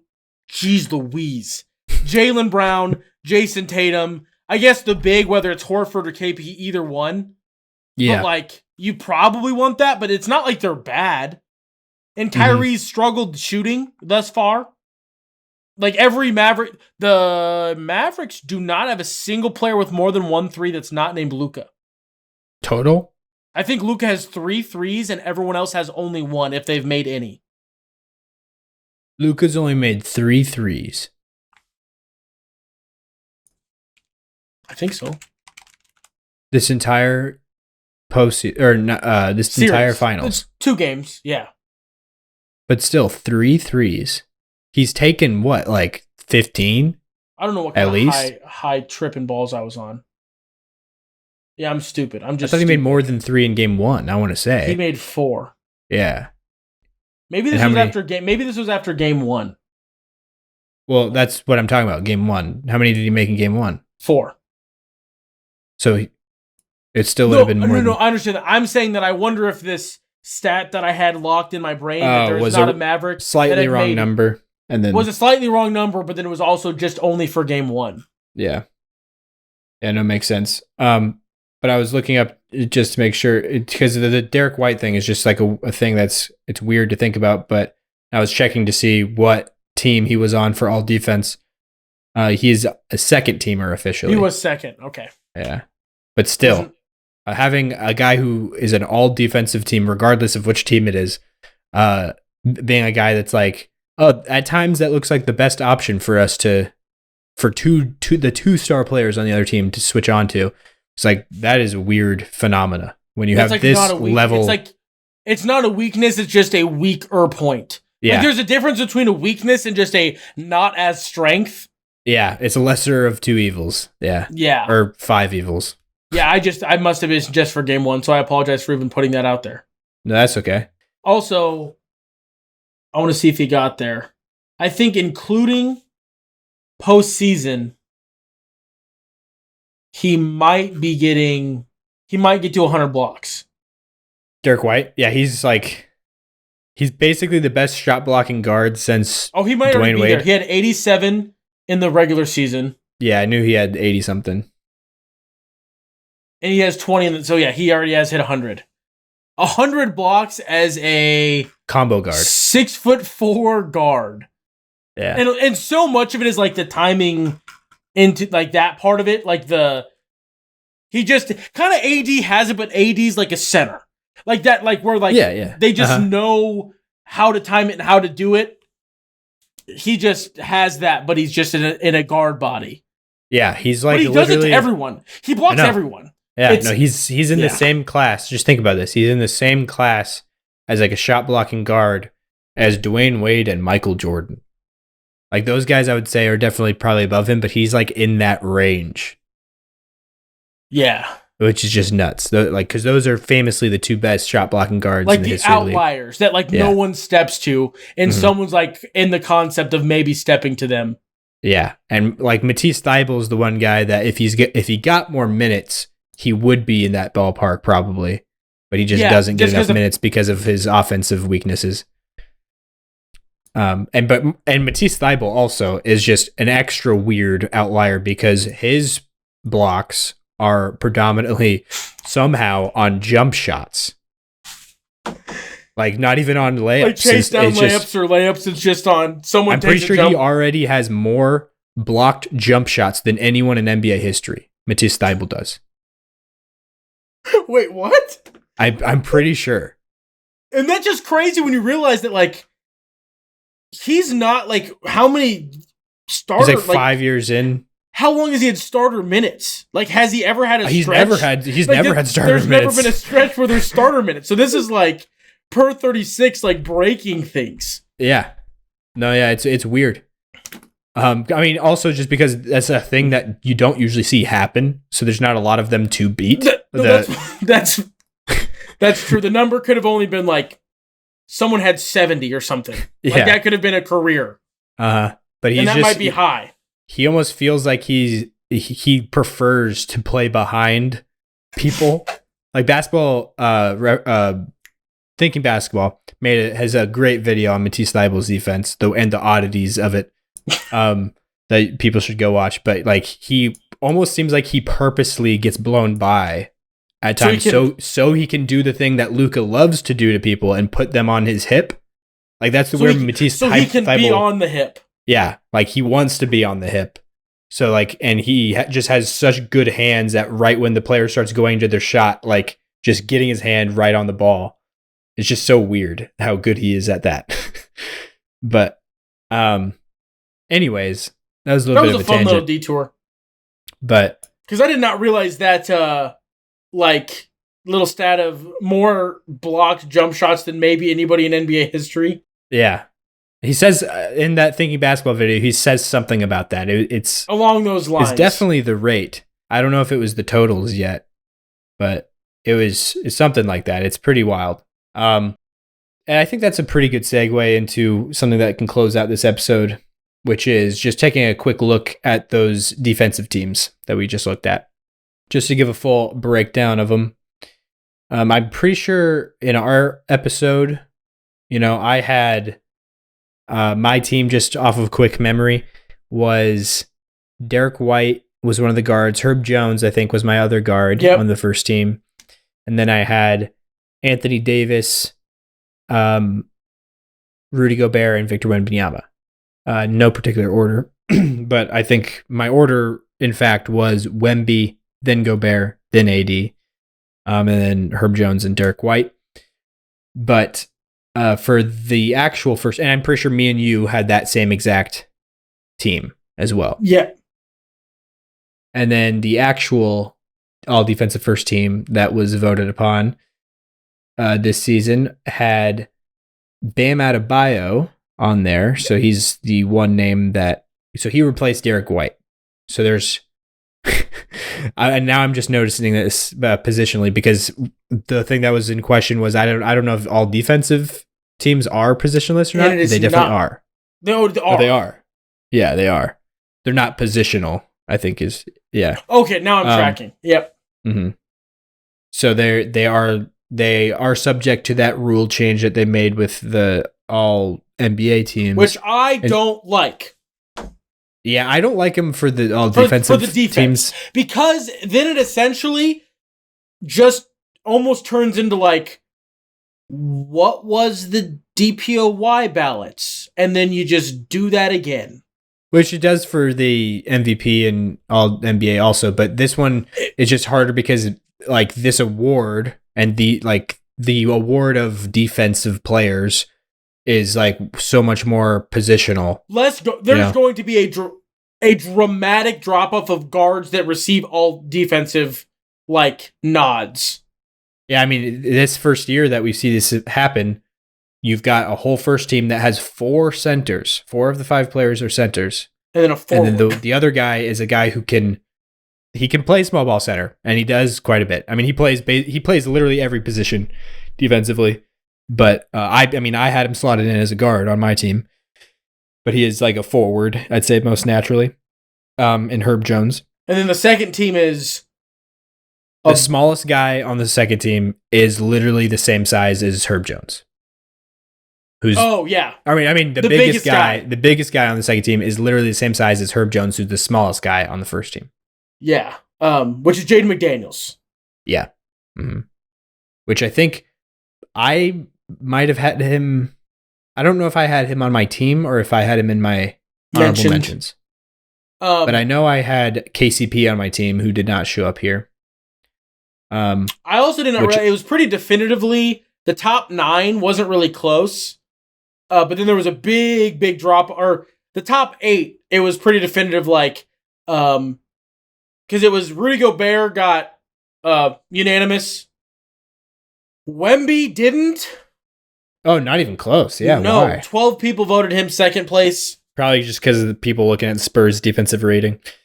But that's not, like, if you want to do that for DPOY, but, like, this is, like, I don't know. In my brain, I don't know. It's also misleading to do that because of how many less minutes he played compared to most people who are considered for Look these at the awards. Spurs defensive rating, Wemby minutes. With him. Yeah. Yeah. And then you've got Bam, who was honestly kind of disgustingly close to Wemby. That's irritating to me. Herb Jones, and then AD. Those were kind of a bunch. And then Alex Caruso was the 6th man off.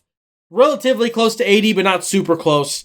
And then you have a pretty solid drop-off, and then you've got kind of a bundle of Jalen Suggs, Derrick White, and Jaden McDaniels, and then another drop-off, and that's where Jrue Holiday sits. As he got 6 first-team votes and 24 second-team votes. I'm going to see if I can find like the ballots and see if there was like any other people that received votes. That's I have that here. But before I read those off, looking at the second team, I'm trying to think of how much different it is. I'm pretty sure I had Bam on my second team. I think I might have had Jarrett Allen in there as well. Was he eligible? But I definitely... Oh, he might not have been, I guess, because he's somebody that I put in. I don't even see him as receiving votes, and that seems kind of crazy that he wouldn't have gotten like one random Cleveland sports writer to give him a second team place. Yeah, I don't think he was available. Oh yeah, he was. I'm blind. He's near the top. He's fourth. He's 4th off the list. But I think I might have had Jrue on there. I want to say I had a lot of guards. I had KCP for sure. I had Alex Caruso. I had Derrick White on my first team. And then, Jalen Suggs and Jrue Holiday might have been... They were made up one of the last 2 spots, or one of the last spots on my team. But anyways, the first guys... They're the best guys off of the list that did not end up a member of one of the teams. The first guy off, we have Luguentz Dort. Super close to being second team. Like a singular first place vote, a first team vote, or a 2 second team votes. Like, because it was 36 points and 34 points. So it was crazy close. Yeah, he was very close to Jrue. So Lu Dort had 34 points, and then Kawhi Leonard is the next guy, mainly just for reputation. I feel like that one felt like a lot more name than for sure. I think he had a kind of a comeback like defensive season this year for sure. So like I don't think him getting a couple votes is that all that wild, but I think there's definitely some more deserving guys like the next guy right behind him, which is Chet Holmgren. Which I think that was the guy that I did have on my second team. Now that I'm saying that, I want to say, I think you might have only had one Celtic. Yeah, I think Jrue Holiday was honorable mention for me. And then Jarrett Allen is fourth here. He was either an honorable mention or on my team, but I think he was an honorable mention if I had Chet. But he had a first team vote as well as 18 seconds. Chet just had 21 second teams. And then Shai Gilgeous-Alexander, because he led the league in steals, I guess gets, which is just something that yeah. Anyways,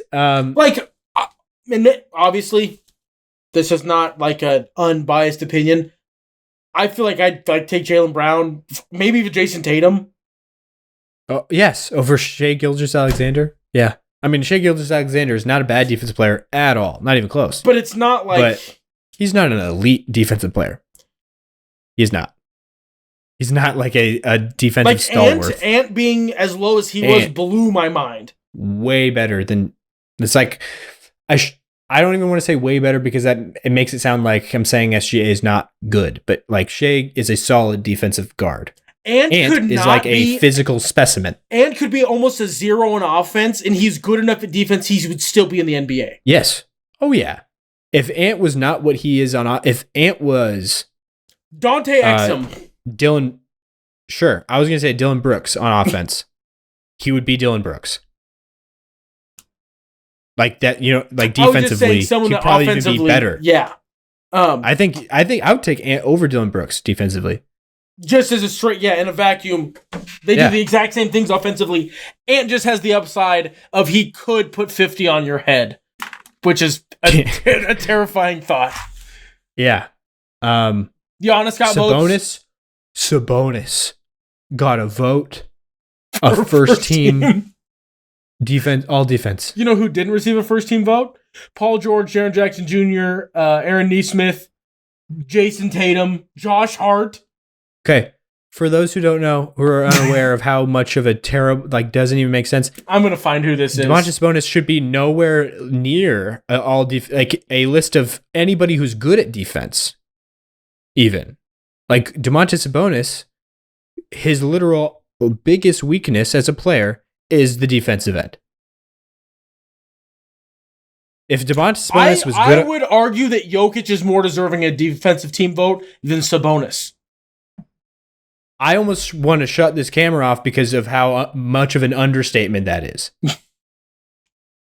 It's not even close. Domantas Sabonis, if Domantas Sabonis was a average defensive player, he would be the sixth best player in the league, the fifth best player. He would be literally a legitimate superstar if he was an average defensive player. He would be a book it first ballot Hall of Famer. At least gets one or two rings in Sacramento if he is an average defensive player. That is I'm by trying to far find that full his biggest weakness. Media ballot. Anyways, yeah, that is just wild to me. De'Aaron Fox, much more of a worthy person of saying, oh, he's pretty good at defense. Is he an all defensive level candidate? No. De'Aaron Fox does not belong anywhere near an all defensive team ballot. But in terms of how good of a defensive player he is, positionally, not even close to Sabonis, how bad Sabonis is. That's not even a conversation. Just trying to put that in perspective a little bit. Sabonis, by far, out of all the names I've read so far, is not even, even if you took the worst defensive players here, all the rest of the names that have been on this list that I'm they shouldn't be here, and you put them all together, Sabonis, that's an even bigger gap from them to everybody else here. That's a smaller gap than the gap between Sabonis and all of those other guys that shouldn't be here. If that made sense at all. But yeah, De'Aaron Fox is the next name. Josh Hart. All right, that's a fine one. Sabonis received a DPOY vote. No, he didn't. Ignacio Garcia. The guy we talked about last episode. No, it who wasn't. Put him at that was the guy. That was the guy you said he put as first team All NBA. He put Domantas Sabonis as first team All NBA. The Giannis guy. That's the guy that I remember talking about. That's a different person. But yes, Ignacio Garcia. It put him in third place for DPOY. So this has to be the guy that put him on first team. Put him on first team. There's no way another person had this. Who are these other two people that put him on second team? I will find them for you. What in the world? Attack them with a vengeance.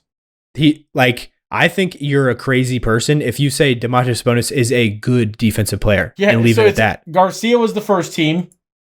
The second team voters was Richard Jefferson. Are you kidding me? I'm serious. And Tolis! Oh, the guy that you talked about. Richard Jefferson. I thought about messing with you and saying it was Kevin O'Connor or something, but the Richard Jefferson one is serious. Richard Jefferson was real. Which I know that he has some terrible basketball takes. Just gonna lay that out there. But that Richard Jefferson egregious. That is what in the world? I'm gonna make sure that I don't have my lines wrong. Yeah, to even compare Jokic is actually pretty good defensive center. I would like to say, to air that out here. Sabonis is a very bad defensive. No, it is center. Richard Jefferson. I wanted to make sure I wasn't mixing up the rows, because it could have been Ernie Johnson was one of the other options. It was that would surprise me way more. No, it was Richard Jefferson. Ernie is pretty based usually with his Alex takes. Caruso first team. Yeah, based. I think that's pretty good. Anyways, who are the people that gave my boy Jason Tatum love? After Josh Hart, though, then we have Dylan Brooks. Jason Tatum got 2 votes for second team. Kevin Durant, which I like that one. See, that's a fine stray. A little bit off the beaten path, but it's but it makes sense because I'm like, oh yeah, I see how somebody could get there. Phoenix, terrible defensive team. They didn't have anything going on defense, but their only bright spot, really, for the most part, was Kevin Durant and a little bit of Devin Booker, and then whoever with defensive specialists they rolled out there at times. But Kevin Durant was kind of the fulcrum of that Phoenix defense, of what little defense they had. Ernie Johnson's the other guy that had Jason Tatum second team. That is Vince Goodwill and Ernie Johnson. Yeah, I don't mind that at all. Yeah, Kevin Durant, don't mind that one either. But yeah, Sabonis is the fact that Sabonis has 75% more votes for an all defensive team than Kevin Durant is just nuts. And Kevin Durant is one of not even one of the Kevin Durant's the here. Opposite of Kawhi. He doesn't get votes for that type of thing because of the aura around him, even though he's a really solid defensive player. Good. Not even solid. Mm-hmm. He's just good.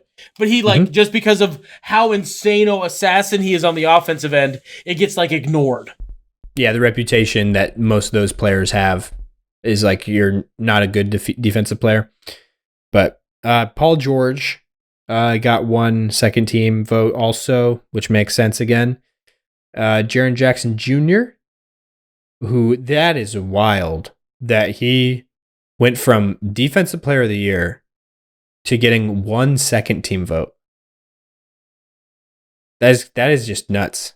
And I don't think Jaren Jackson Jr. got any worse this season. It's just the Grizzlies couldn't guard anybody anymore because of they're so depleted. And it was a Memphis guy. DeMichael Cole was the only guy that gave that's wild. Triple J a vote. Because the Memphis Grizzlies, for those who don't know, had 36 people play for their team this season. An all-time NBA record. I need to go back and find the number. Mike Gorman, Celtics has been the Celtics broadcaster since the 80s for the local, has only said almost 400 something Celtics. That's over 50 years of Celtics basketball almost. Yeah, since 81 or something like that. Yeah. So 40-something years. So the Grizzlies took 10% of that in a single season. Yeah. Of that number. That's a rough guess. I want to say it might have been 360 something. Yeah. Huh. That is wild though. The Grizzlies just kind of a season from hell. But DeJounte Murray is the next guy, which kind of similar to Shea, I would say. Like he has a similar thing where he's like he has good defensive instincts, but like a lot of times he does take, because of how much of a offensive star he is, he does take the defensive side off a lot of possessions. But he's like still got really active hands, can get in there when he wants to and stuff. So yeah, it's nothing crazy, but Aaron Nesmith, I think I like that as a all defensive team vote. Second team, Brandon Pajimski. I don't hate, I guess, being thrown in there.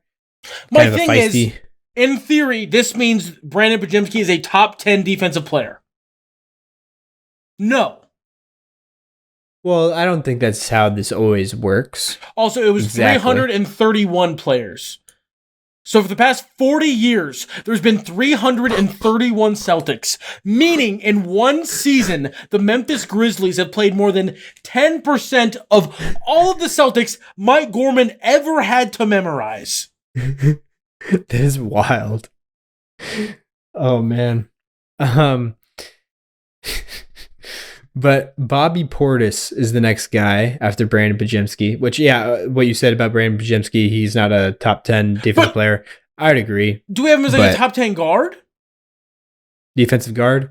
He's closer to that, I'd say. Because that cut like half of the NBA. But like, I don't think he's insanely far out from of that discussion. Yeah. I get, but my point is like, if he's, we both think I'm not going to react to it because it's a hypothetical. It's one person. No, based off of all of these other ones that have been thrown in here that are just god awful. It doesn't deserve a reaction. Like in comparison to what we just saw with Domantas Sabonis' name being here, like we should have just moved right on as soon as I said Brandon Pajimski. Because yeah, okay. Now I'm tracking the mindset we need to be in. Yeah. And that, now that I'm looking up, I don't even think I skipped over a bunch of people to get down to Sabonis. I think I just saw Sabonis' name and like had wait, what? What is happening? But I'll come back up to that, I guess. After Bobby Portis, who's second to last here with a second place vote or second team vote. I hate how it says second place votes on the top. It's not a place, it's a team. But Miles Turner is the last one who also had one vote for the second team. Which, yeah, Miles Turner, like they were teammates at one point, Miles Turner and Sabonis. You think Domantas Sabonis is 4 times the defender as Miles Turner? That's like Miles Turner was hiding. He was also the Miles Turner guy. But he makes sense. Miles Turner makes sense. My favorite is just Tolis. Whenever there's like a random one, Tolis, like he's just thinking different. He's outside of the box. He's outside the box. He's thinking Greek. But Miles Turner, literally, his job was to. How did I not look at this? I'm gonna wait for. What are you? Tolis' first team all defense. I was making fun of him. I apologize from the bottom of my heart. It is Giannis, Bam, Rudy, and the curve of the century. It is the Celtics backcourt. It is Derrick White and Jrue Holiday as his other 2 first team members. This is the most based man on planet Earth. Okay, yeah, I don't think that was that bad. I was clowning him for just blanking just Giannis button. Okay, yeah, the Sabonis thing was the thing that he's done that's make crazy. Any sense. Yeah, yeah. But anyways, Miles Turner. I want to drive this point home. Miles Turner, his literal job when he was teammates with Domantas Sabonis is to cover up and hide Domantas Sabonis on defense. And yet he somehow is 1/4 the defender of Domantas Sabonis. It makes zero sense at all. And Domantas Sabonis, I think, has gotten, I don't know if he's gotten literally worse since he's left Indiana, but he's gotten effectively worse because the defense, he doesn't have Miles Turner around him anymore to cover him up. That's why he's got clip. Just all of the Domantas Sabonis things clipped together is just it's just insane to me that his name is here. Like I can't believe that. 3 people or 4 people. 3 people, but he got 4 points because one of them was a first team vote. That's what I was meaning by, because I was comparing Miles Turner's 1 point to his 4 points. But it's the fact that it's not just one guy like throwing a curveball. Yeah. It is 4 or 3 different people. Mm-hmm. Yeah. But anyways, going back up to where I think I left off when I skipped all the way down to Sabonis. SGA had a total of 19 points. Giannis Antetokounmpo had 15, which I think he probably should be even a little bit higher on this list. I concur.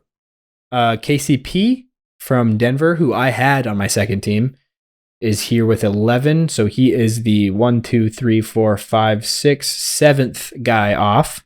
So he wouldn't even be on the third team, technically, which is a little sad because of how good he was defending guys like Steph and Dame and all like any guard you can think of. Trae Young, Shai Gilgeous-Alexander, any star guard in the league. Kentavious Caldwell-Pope guarded just about as good as anybody. Yeah. This season. So, honestly, the only reason I think in the playoffs he kind of struggled is because he was hurt. I think that's like obviously none of these votes were cast at that time, but like in people's mind, that might be part of the like. Well, he's not that. I mean, he struggled against Ant. Well, he was also playing hurt. Yeah. Mm-hmm. And I've covered this whole season, even before the playoffs started, KCP and Ant is not a good matchup. But Brook Lopez is the next guy after Kentavious Caldwell-Pope, who was second in Defensive Player of the Year last season. Wow. Brook Lopez got 8 second team votes. Jaylen Brown had 3 first team, 1 second team. So he was a little bit of a polarizing, like more people thought. It's like there's 3 people high on him and then everybody else is like, no. Which I think that's just part of the way that this works. Mm-hmm. Aaron Gordon, another Nuggets player, had 6 second team votes, so that's a total of 6 points. Anthony Edwards with 4, and then we get down to the infamous Sabonis pick. They're tied with Anthony Edwards. They're the same level of defender, don't you know? Yeah. If Domantas Sabonis has 4 points on the all defensive, how many do you think I could get?